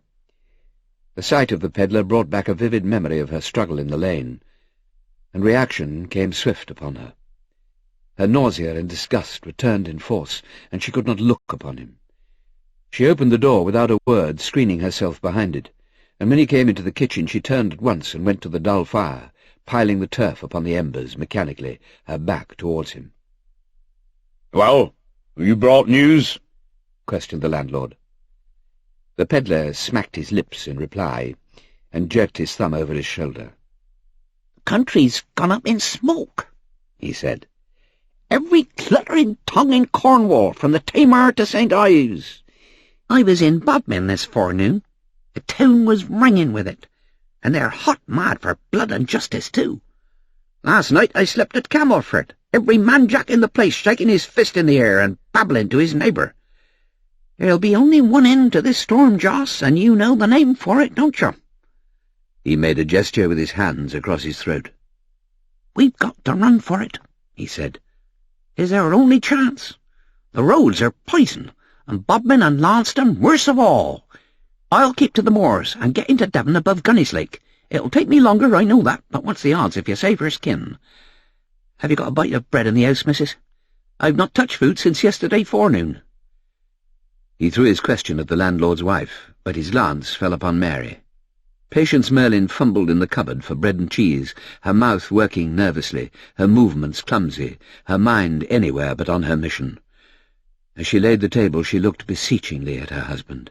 "You hear what he says?" she pleaded. "It's madness to stop here. We must go now, at once, before 'tis too late. You know what this means to the people. They'll have no mercy on you. They'll kill you without trial. Oh, for God's sake, listen to him, Joss. You know I don't care for myself. It's for you." "Shut your mouth, can't you?" thundered her husband. "I've never asked your counsel yet, and I don't ask it now.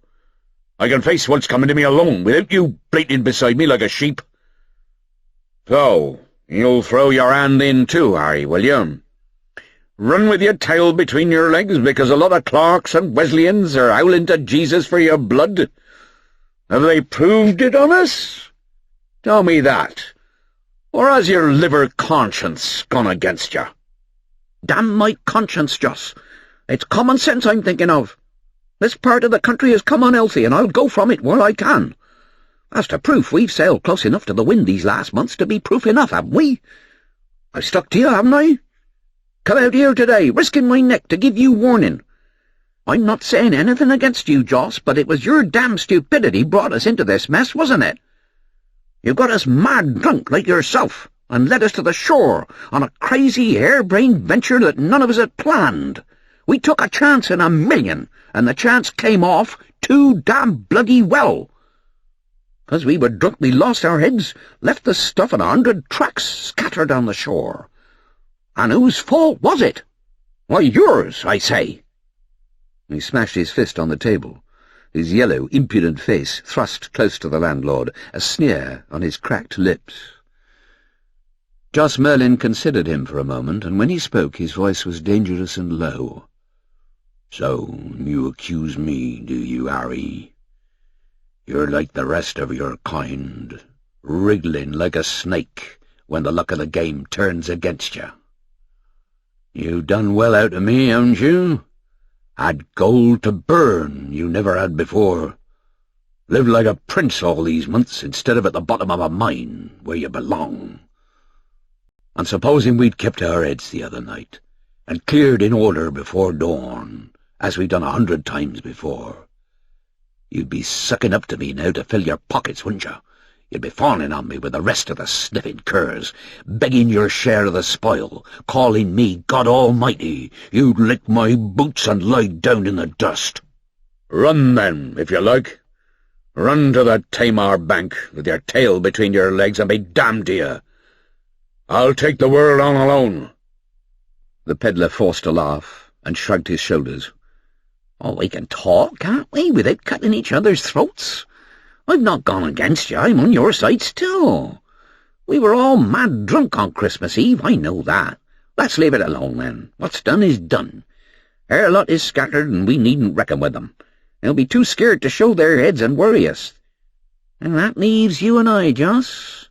We've been in this business, the pair of us, deeper than most. I know that, and the more we help each other, the better it'll be for us both. Now then, that's why I'm here, to talk it over and see where we stand." He laughed again, showing his soft gums, and began to beat a tattoo on the table with his squat black fingers. The landlord watched him coolly and reached once more for his pipe. "Just what would you be driving at, Harry?"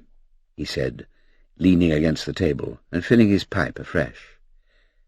The peddler sucked his teeth and grinned. "I'm not driving at anything," he said. "I want to make things easier for all of us. We've got to quit, that's evident, unless we want to swing. But it's like this, Joss. I don't see the fun in quitting empty-handed for all that. There's a mint of stuff we dumped along in the room yonder 2 days ago from the shore. That's right, isn't it? And by rights it belongs to all of us who worked for it on Christmas Eve. But there's none of 'em left to claim it but you and I. I'm not saying there's much of value there.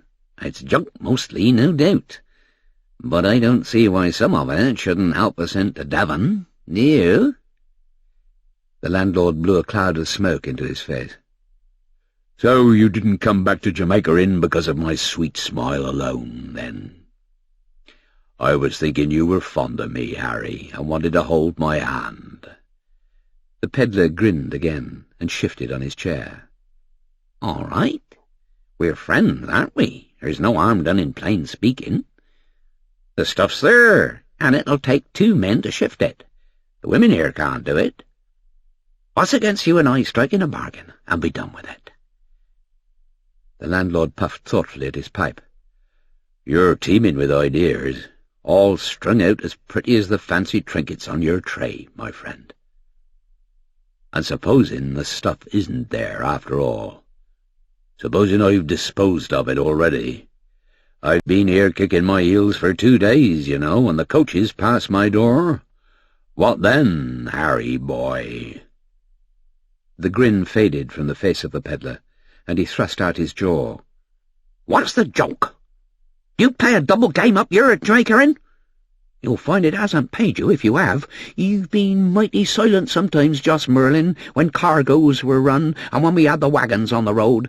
I've seen things sometimes I haven't understood, and I heard things, too. You've made a brilliant job of this trade, month in, month out. Too brilliant, some of us thought, for the small profit we made out of it, who took most of the risks. And we didn't ask you how you did it, did we? Listen here, just Merlyn. Do you take your orders from one above you? The landlord was on him like a flash.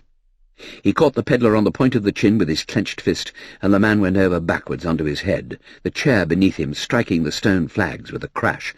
He recovered instantly and scrambled to his knees, but the landlord towered above him, the muzzle of his gun pointed at the pedlar's throat. Move, and you're a dead man. Harry the pedlar looked up at his assailant, his little mean eyes half-closed, his puffy face yellow. The fall had winded him, and he breathed shortly. At the first sign of a struggle, Aunt Patience had flattened herself against the wall, terror-stricken, her eyes searching those of her niece in vain appeal. Mary watched her uncle closely. She had no clue this time to his state of mind. He lowered his gun and pushed at the pedlar with his foot. Now we can talk reason, you and I. He leant once more against the table, his gun across his arm, while the pedlar sprawled, half-kneeling, half-crouching, on the floor. I'm the leader in this game, and always have been, said the landlord slowly. I worked it from the beginning 3 years ago, when we ran cargoes from little 12-ton luggers to Padstow, and thought ourselves lucky when we were 7 halfpenny in pocket. I've worked it until the trade was the biggest thing in the country, from Hartland to Hale. I take orders? My God, I'd like to see the man who dared to try me. Well, it's over now. We've run our course, and the day's done. The game is up for all of us. You didn't come here tonight to warn me. You came to see what you could get out of the smash. The inn was barred, and your little mean heart rejoiced. You scraped at the window there because you knew from experience that the hasp of the shutter is loose and easy to force. You didn't think to find me here, did you? You thought it would be Patience here, or Mary, and you'd scare them easy, wouldn't you, and reach for my gun where it hangs handy on the wall, as you've often seen. And then to hell with the landlord of Jamaica Inn. You little rat, Harry. Do you think I didn't see it in your eye when I flung back the shutter and saw your face at the window? You think I never heard your gasp of surprise, nor watched your sudden yellow grin? The pedlar passed his tongue over his lips and swallowed. He threw a glance towards Mary, motionless by the fire, the round button of his eye watchful like a cornered rat. He wondered if she would throw in the dice against him, but she said nothing. She waited for her uncle. "Very well," he said. "We'll strike a bargain, you and I, as you suggested. We'll come to handsome terms. I changed my mind after all, my loving friend, and with your help we'll take the road to Devon. There's stuff in this place worth taking, as you reminded me, nor can I load alone. Tomorrow is Sunday, and a blessed day of rest. Not even the wrecking of 50 ships will drag the people of this country from their knees. There'll be blinds down, and sermons, and long faces, and prayers offered for poor sailor-men who come by misadventure by the devil's hand. But they'll not go seeking the devil on the Sabbath. 24 hours we have, Harry, my boy. And tomorrow night, when you've broken your back spading turf and turnips over my property in the farm cart, and kiss me good-bye, and Patience too, and maybe Mary there as well, why, then you can go down on your knees and thank just Merlyn for letting you go free with your life, instead of squatting on your scut in a ditch where you belong to be, with a bullet in your black heart. He raised his gun again, edging the cold muzzle close to the man's throat. The pedlar whimpered, showing the whites of his eyes. The landlord laughed. "You're a pretty marksman in your way, Harry," he said. "Isn't that the spot you touched on Ned Santo the other night? You laid his windpipe bare, and the blood whistled out in a stream. He was a good boy, was Ned, but hasty with his tongue. That's where you got him, wasn't it?"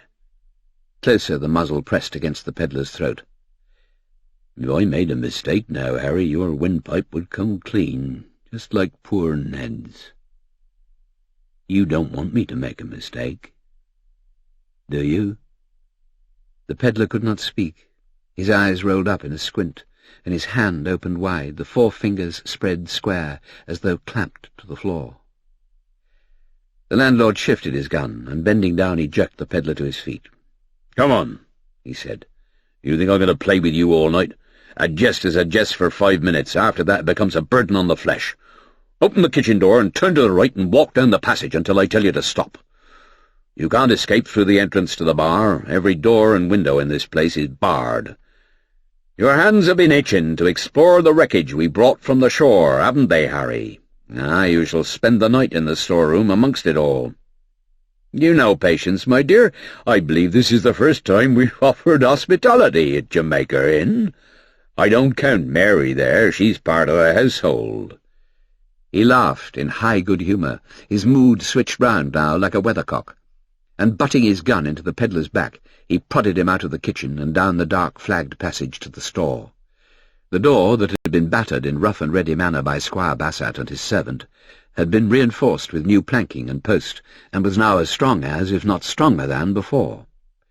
Jos Merlyn had not been entirely idle during the past week. After he had turned the key on his friend with a parting injunction not to feed the rats, whose numbers had increased, the landlord returned to the kitchen, a rumble of laughter in his chest. I thought Harry would turn sour. I've seen it coming in his eyes for weeks, long before this mess landed on us. He'll fight on the winning side, but he'll bite your hand when the luck turns. He's jealous. He's yellow-green with it. Rotten through and through. He's jealous of me. They're all jealous of me. They knew I had brains and hated me for it. What are you staring at me for, Mary? You better get your supper and go to bed. You have a long journey before you tomorrow night, and I warn you here and now, it won't be an easy one." Mary looked at him across the table. The fact that she would not be going with him did not concern her for the moment. He might think as he liked about it. Tired as she was, for the strain of all she had seen and done weighed heavily upon her, her mind was seething with plans. Sometime, somehow, before tomorrow night, she must go to Alton. Once there, her responsibility was over. Action would be taken by others. It would be hard for Aunt Patience. Hard for herself at first, perhaps. She knew nothing of the jingle and complexities of the law, but at least justice would win. It would be easy enough to clear her own name, and her aunt's.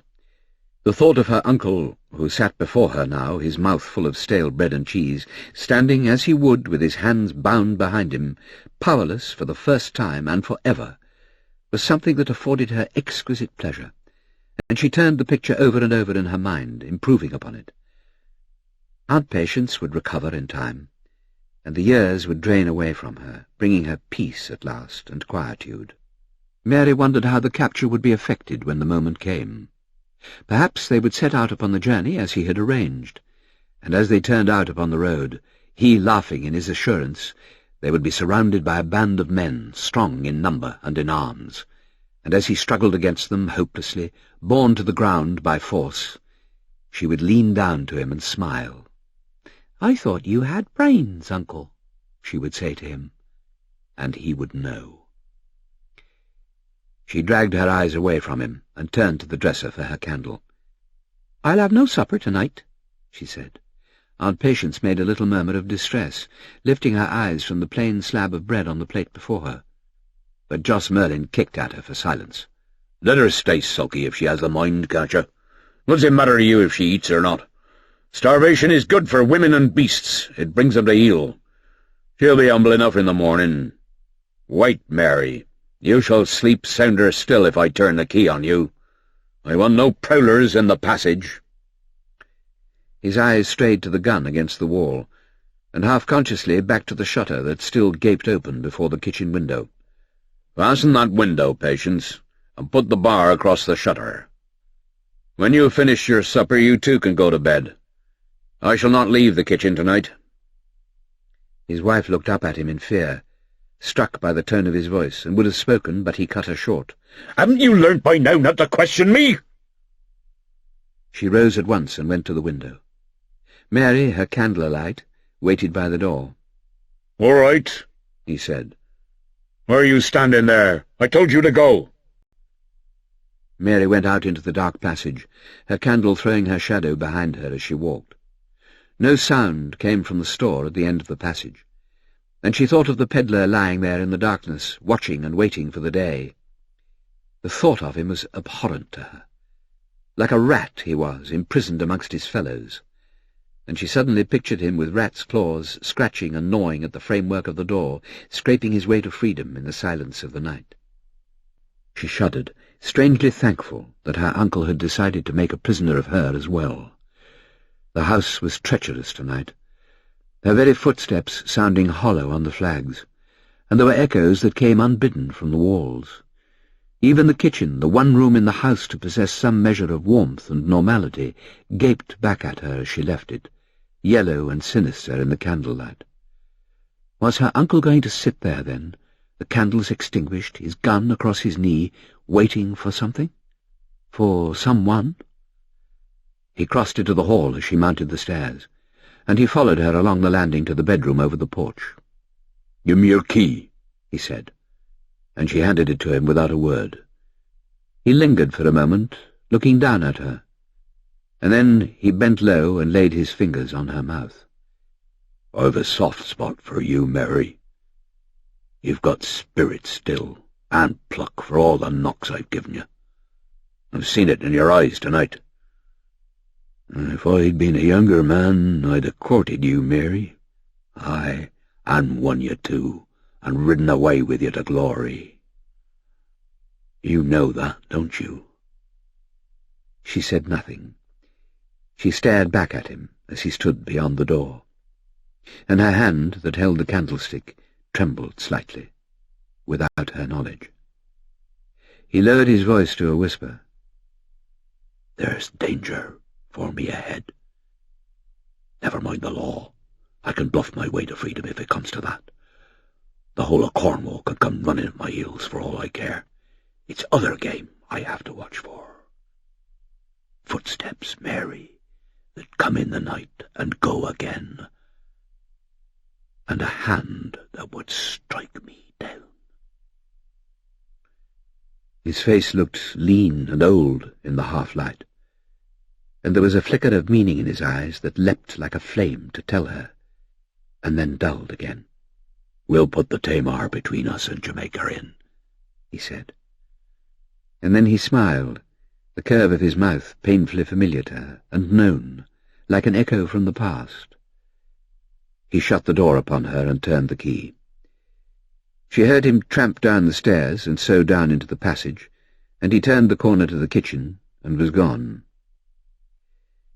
She went then to her bed and sat down upon it, her hands in her lap, and for some reason forever unexplained, thrust away from her later and forgotten, side by side with the little old sins of childhood, and those dreams never acknowledged to the sturdy day. She put her fingers to her lips as he had done, and let them stray thence to her cheek and back again. and she began to cry, softly and secretly, the tears tasting bitter as they fell upon her hand. Chapter 13. She had fallen asleep where she lay, without undressing, and her first conscious thought was that the storm had come again, bringing with it the rain which streamed against her window. She opened her eyes and saw that the night was still, without a tremor of wind from without, or the patter of rain. Her senses were alert at once, and she waited for a repetition of the sound that had woken her. It came again in an instant, a shower of earth flung against the pane of glass from the yard outside. She swung her legs to the floor and listened, weighing in her mind the possibility of danger.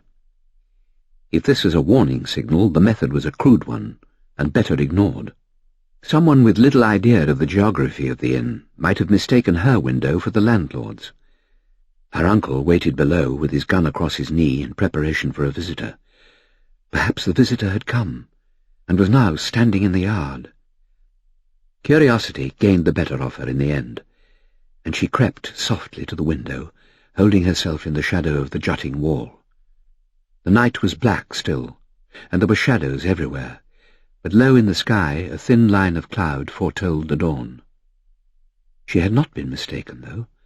The earth on the floor was real enough, and so was the figure standing directly beneath the porch, the figure of a man.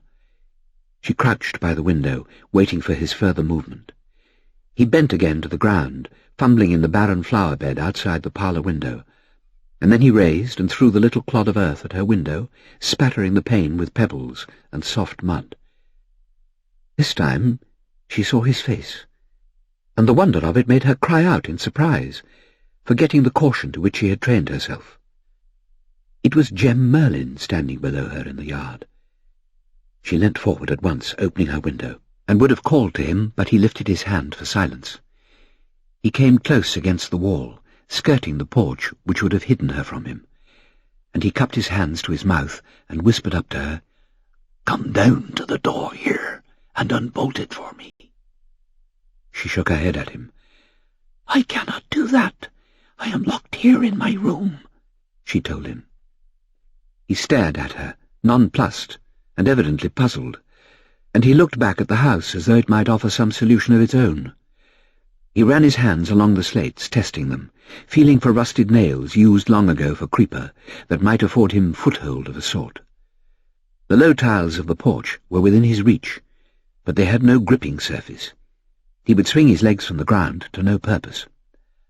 "Fetch me the blanket from your bed," he called softly. She guessed at once his meaning, and tied one end of her blanket to the foot of her bed, throwing the other out of the window, where it dragged limply above his head.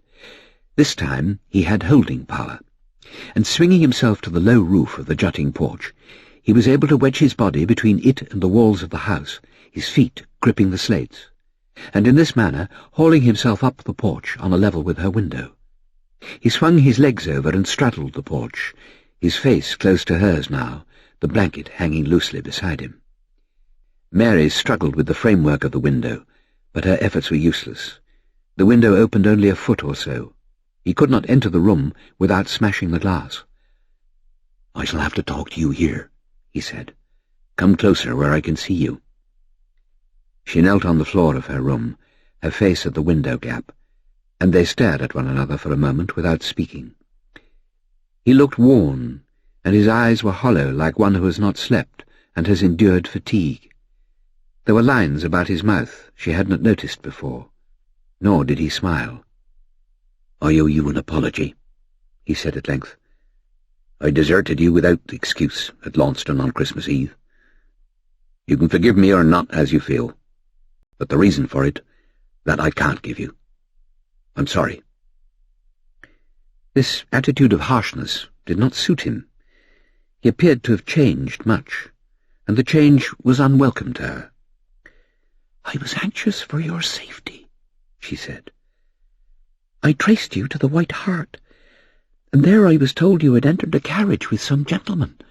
Nothing beyond that, no message, no word of explanation. Those men were there, standing before the fire, the horse dealer who spoke with you in the market square. They were horrible men, curious, and I mistrusted them. I wondered if the theft of the pony had been discovered. I was wretched and worried. I blame you for nothing.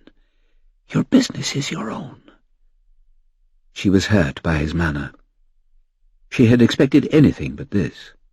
When she saw him first in the yard outside her window, she thought of him only as the man she loved, who had come now to her in the night, seeking her presence. His coolness damped her flame, and she withdrew inside herself at once, trusting that he had not seen the blank disappointment in her face. He did not even ask how she returned that night, and his indifference stunned her. "Why are you locked in your room?" he questioned. She shrugged her shoulders, and her voice was flat and dull when she replied. "My uncle does not care for eavesdroppers. He fears I should wander in the passage and stumble upon his secrets. You appear to have the same dislike of intrusion. To ask you why you're here tonight would be an offence, I suppose." "Oh, be as bitter as you like. I deserve it," he flashed suddenly. "I know what you think of me. One day I may be able to explain if you're not out of my reach by then. Be a man for the moment, and send your hurt pride and your curiosity to hell. I'm treading delicate ground, Mary, and one false step will finish me. Where is my brother?" "He told us he would spend the night in the kitchen. He is afraid of something or someone. The windows and doors are barred. And he had his gun." Jem laughed harshly. "I don't doubt he's afraid. He'll be more frightened still before many hours are past, I can tell you that. I came here to see him, but if he sits there with a gun across his knee, I can postpone my visit until tomorrow, when the shadows are gone." "Tomorrow may be too late." "What do you mean?" "He intends to leave Jamaica Inn at nightfall." "Are you telling me the truth?" "Why should I lie to you now?" Jem was silent. The news had evidently come as a surprise to him, and he was turning it over in his mind. Mary watched him, tortured by doubt and indecision. She was thrown back now upon her old suspicion of him. He was the visitor expected by her uncle, and therefore hated by him and feared.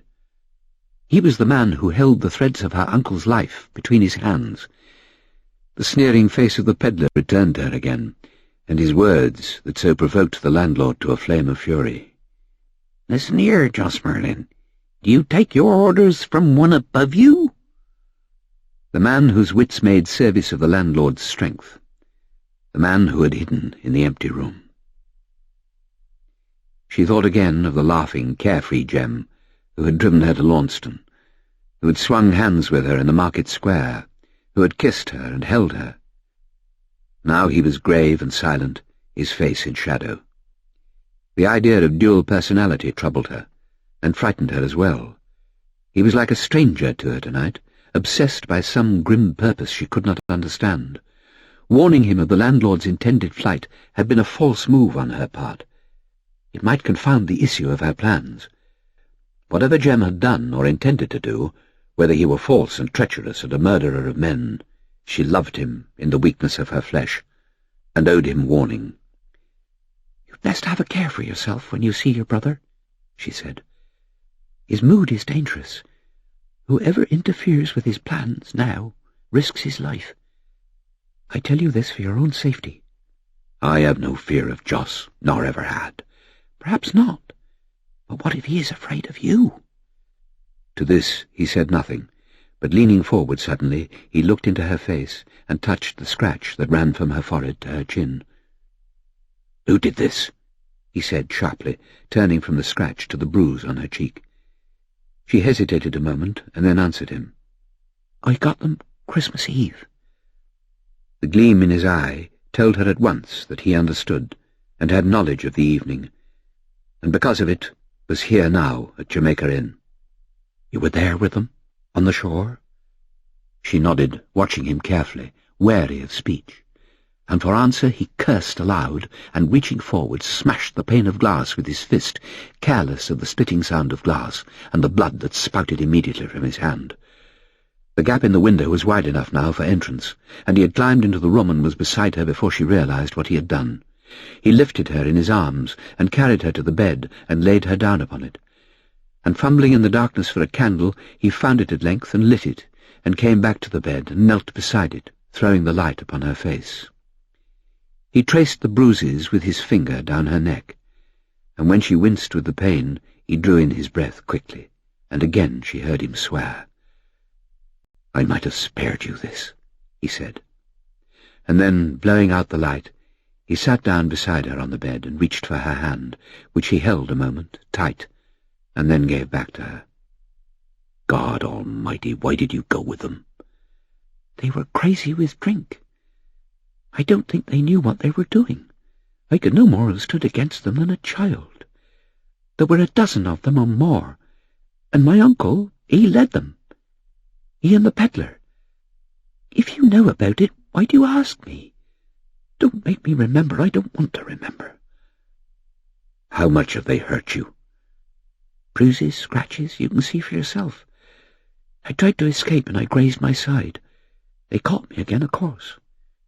They bound my hands and feet down on the shore and tied sacking over my mouth so that I could not scream. I saw the ship come through the mist and I could do nothing, alone there in the wind and the rain. I had to watch them die." She broke off, her voice trailing, and she turned on her side, her face in her hands. He made no move towards her. He sat there silently on the bed beside her, and she felt him far from her, wrapped in secrecy. She was lonelier then than before. "Was it my brother who hurt you most?" he said presently. She sighed wearily. It was all too late and did not matter now. "I've told you he was drunk," she said. "You know better than I, perhaps, what he can do then." "Yes, I know." He paused a moment, and then once again he took her hand. "He shall die for this," he said. "His death will not bring back the men he killed." "I'm not thinking of them now." "If you're thinking of me, don't waste your sympathy. I can revenge myself in my own way. I've learned one thing, at least, to rely on myself." "Women are frail things, Mary, for all their courage. You're best out of this business now. The issue lies with me." She did not answer him. Her plans were her own, and he did not enter into them.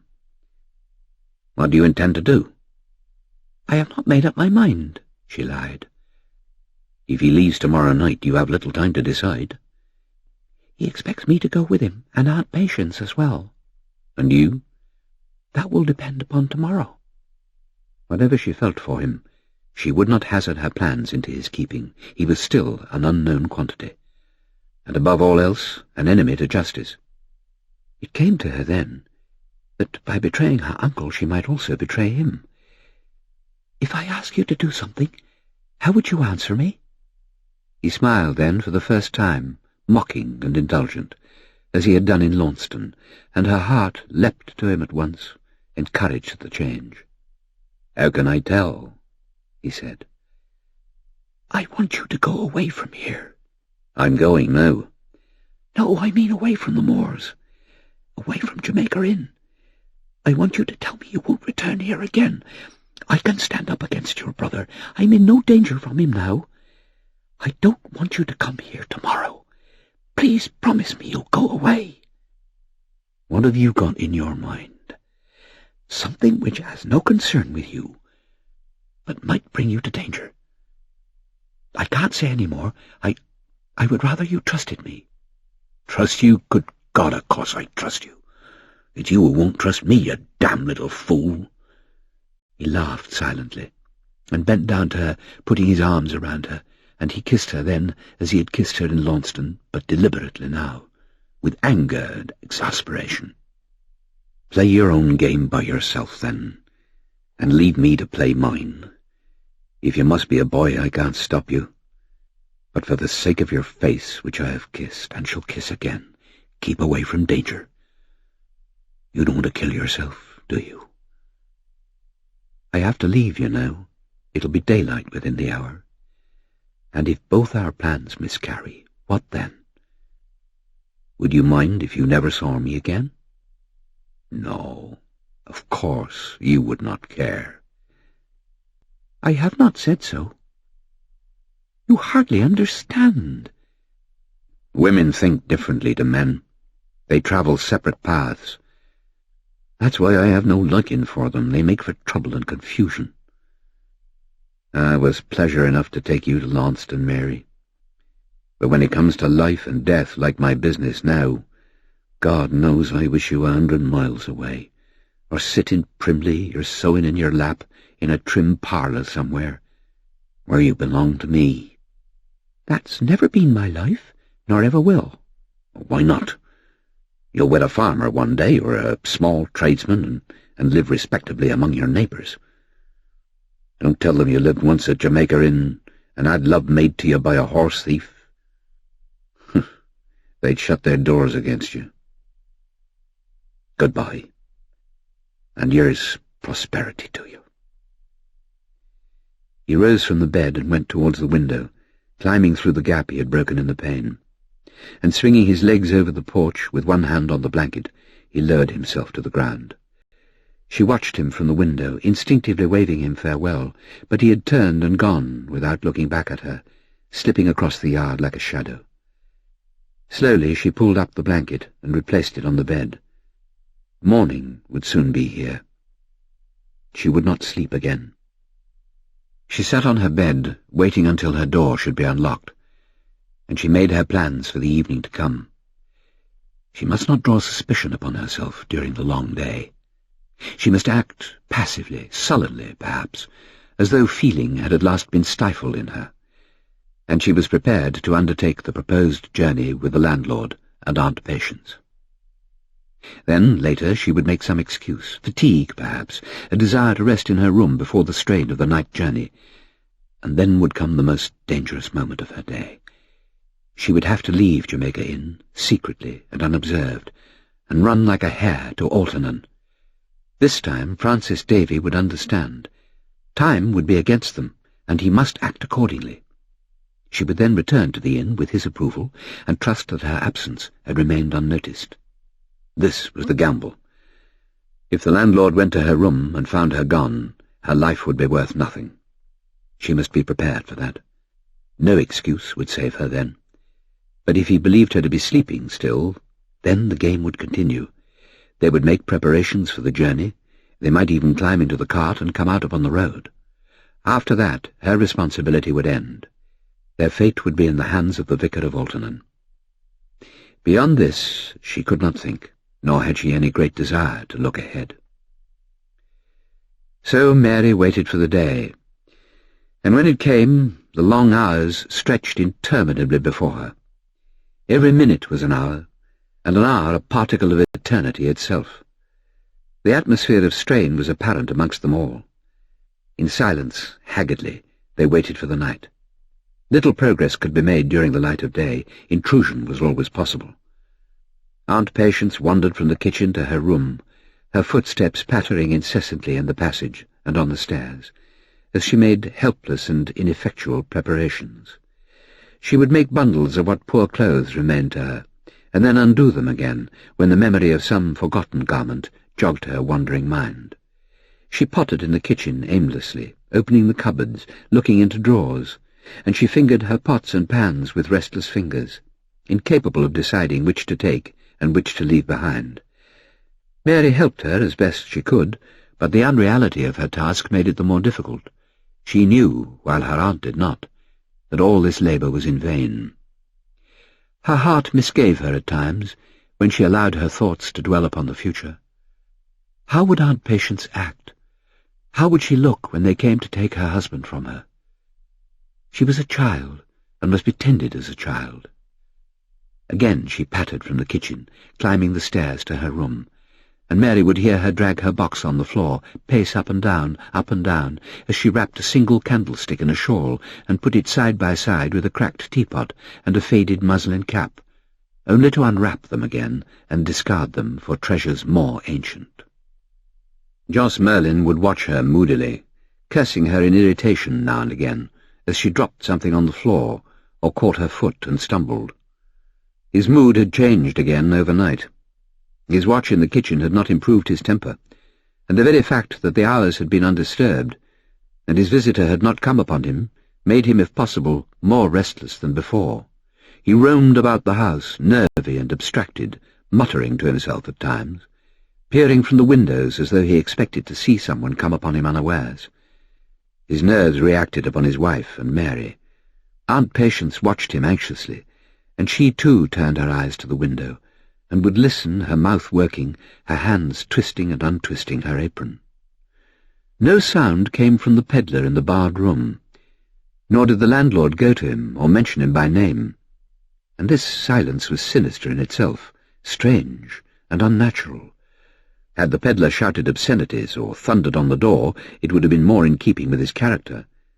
But he lay there in the darkness without sound or movement, and for all her loathing of him, Mary shuddered at the possibility of his death. At the midday meal they sat round the table in the kitchen, eating silently, furtively almost, and the landlord, who usually had the appetite of an ox, drummed moodily with his fingers on the table, the cold meat on his plate untouched. Once Mary lifted her eyes and saw him staring at her beneath shaggy brows. The wild fear ran through her mind that he suspected her, and had some knowledge of her plans. She had counted upon his high humour of the preceding night, and had been prepared to fall in with it if necessary, answer banter with banter, setting up no opposition to his will. He sat sullen, though, wrapped in gloom, and this was a mood she had experienced before, and she knew now led to danger. At length she took courage in both hands, and asked him what time he intended to leave Jamaica Inn.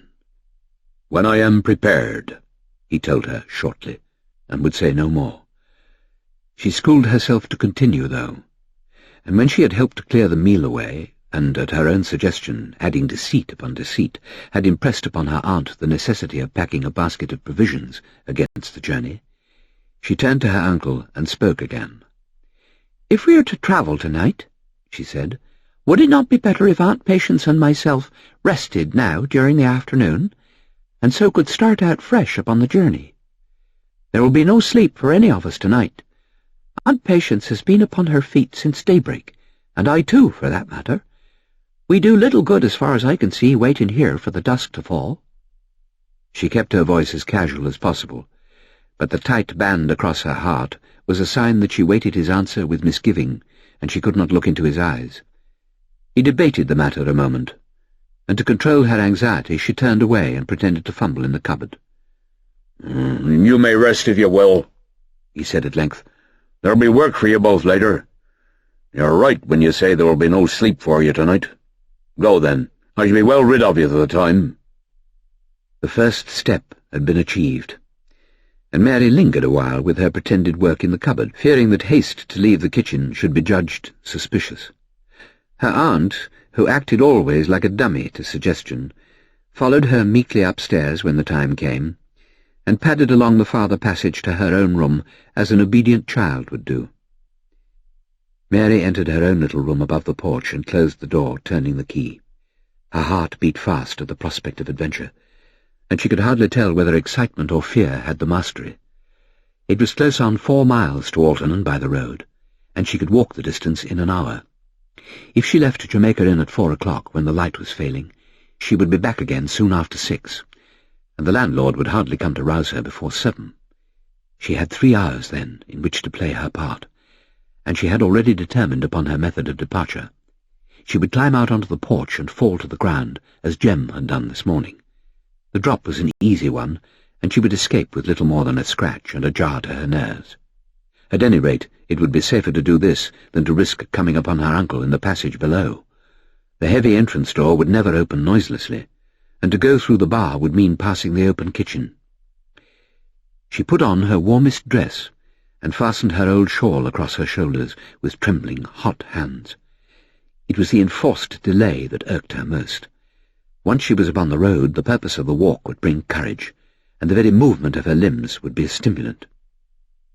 She sat by the window, looking out upon the bare yard and the high road where no one ever passed, waiting for the clock in the hall below to strike 4. When it sounded at last, the strokes rang out in the silence like an alarm, pounding her nerves, and unlocking the door, she listened for a moment, hearing footsteps echo the strokes, and whispers in the air. It was imagination, of course. Nothing moved. The clock ticked on into the next hour. Every second was precious to her now, and she must waste no time to be gone. She shut the door, locking it again, and went to the window. She crawled through the gap as Jem had done, her hands on the sill, and in a moment she was astride the porch, looking down upon the ground. The distance seemed greater now that she crouched above it, and she had no blanket to control her fall and let her swing as he had done. The tiles of the porch were slippery, and gave no grip to hands or feet. She turned, clinging desperately to the security of the window-sill, that seemed desirable suddenly and a thing well known. Then she shut her eyes and launched herself into the air. Her feet found the ground almost immediately. The jump was nothing, as she had already foreseen, but the tiles had grazed her hands and arms, and brought back to her again a vivid memory of her last fall from the carriage in the gullyway beside the shore. She looked up at Jamaica Inn, sinister and grey in the approaching dusk, the windows barred. She thought of the horrors the house had witnessed, the secrets now embedded in its walls, side by side with the other old memories of feasting and firelight and laughter before her uncle cast his shadow upon it, and she turned away from it as one turns instinctively from a house of the dead, and went out upon the road. The evening was fine, that at least favoured her, and she strode out towards her destination with her eyes fixed upon the long white road that lay ahead. Dusk came as she walked, bringing shadows across the moors that lay on either side of her.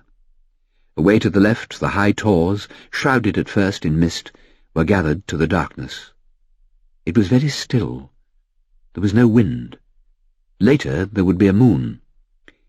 She wondered if her uncle had reckoned with this force of nature that would shine upon his plans. For herself it would not matter. Tonight she had no fear of the moors. They did not concern her. Her business was with the road. The moors lost their significance when unnoticed and untrodden. They loomed beyond her and away from her. She came at length to the 5 lanes where the roads branched, and she turned to her left, down the steep hill of Alternon. Excitement rose high within her now, as she passed the twinkling cottage lights and smelt the friendly smoke of chimneys. Here were neighbourly sounds that had long been lost to her. The barking of a dog, the rustle of trees, the clank of a pail as a man drew water from a well. There were open doors and voices from within. Chickens clucked beyond a hedge, and a woman called shrilly to a child, who answered with a cry. A cart lumbered past her into the shadows, and the driver gave her good evening. Here was a drowsy movement, a placidity and a peace. Here were all the old village smells she knew and understood. She passed them by, and she went to the vicarage beside the church. There were no lights here. The house was shrouded and silent. The trees closed in upon it, and once again she was vividly aware of her first impression that this was a house that lived in its own past, and slept now with no knowledge of the present. She hammered upon the door, and she heard the blows echo through the empty house. She looked in through the windows, and her eyes met nothing but the soft and negative darkness. Then, cursing her stupidity, she turned back again towards the church. Francis Davy would be there, of course. It was Sunday. She hesitated a moment, uncertain of her movements. And then the gate opened, and a woman came out into the road, carrying flowers. She stared hard at Mary, knowing her a stranger, and would have passed her by with a good night, had not Mary turned and followed her. "Forgive me," she said. "I see you have come from the church. Can you tell me if Mr. Davy himself is there?" "No, he is not," said the woman, and then, after a moment, "Were you wishing to see him?" "Very urgently," said Mary. "I have been to his house, and I can get no answer. Can you help me?" The woman looked at her curiously, and then shook her head. "I am sorry," she said. "The vicar is from home. He went away today to preach at another parish many miles from here. He is not expected back in Alternon tonight."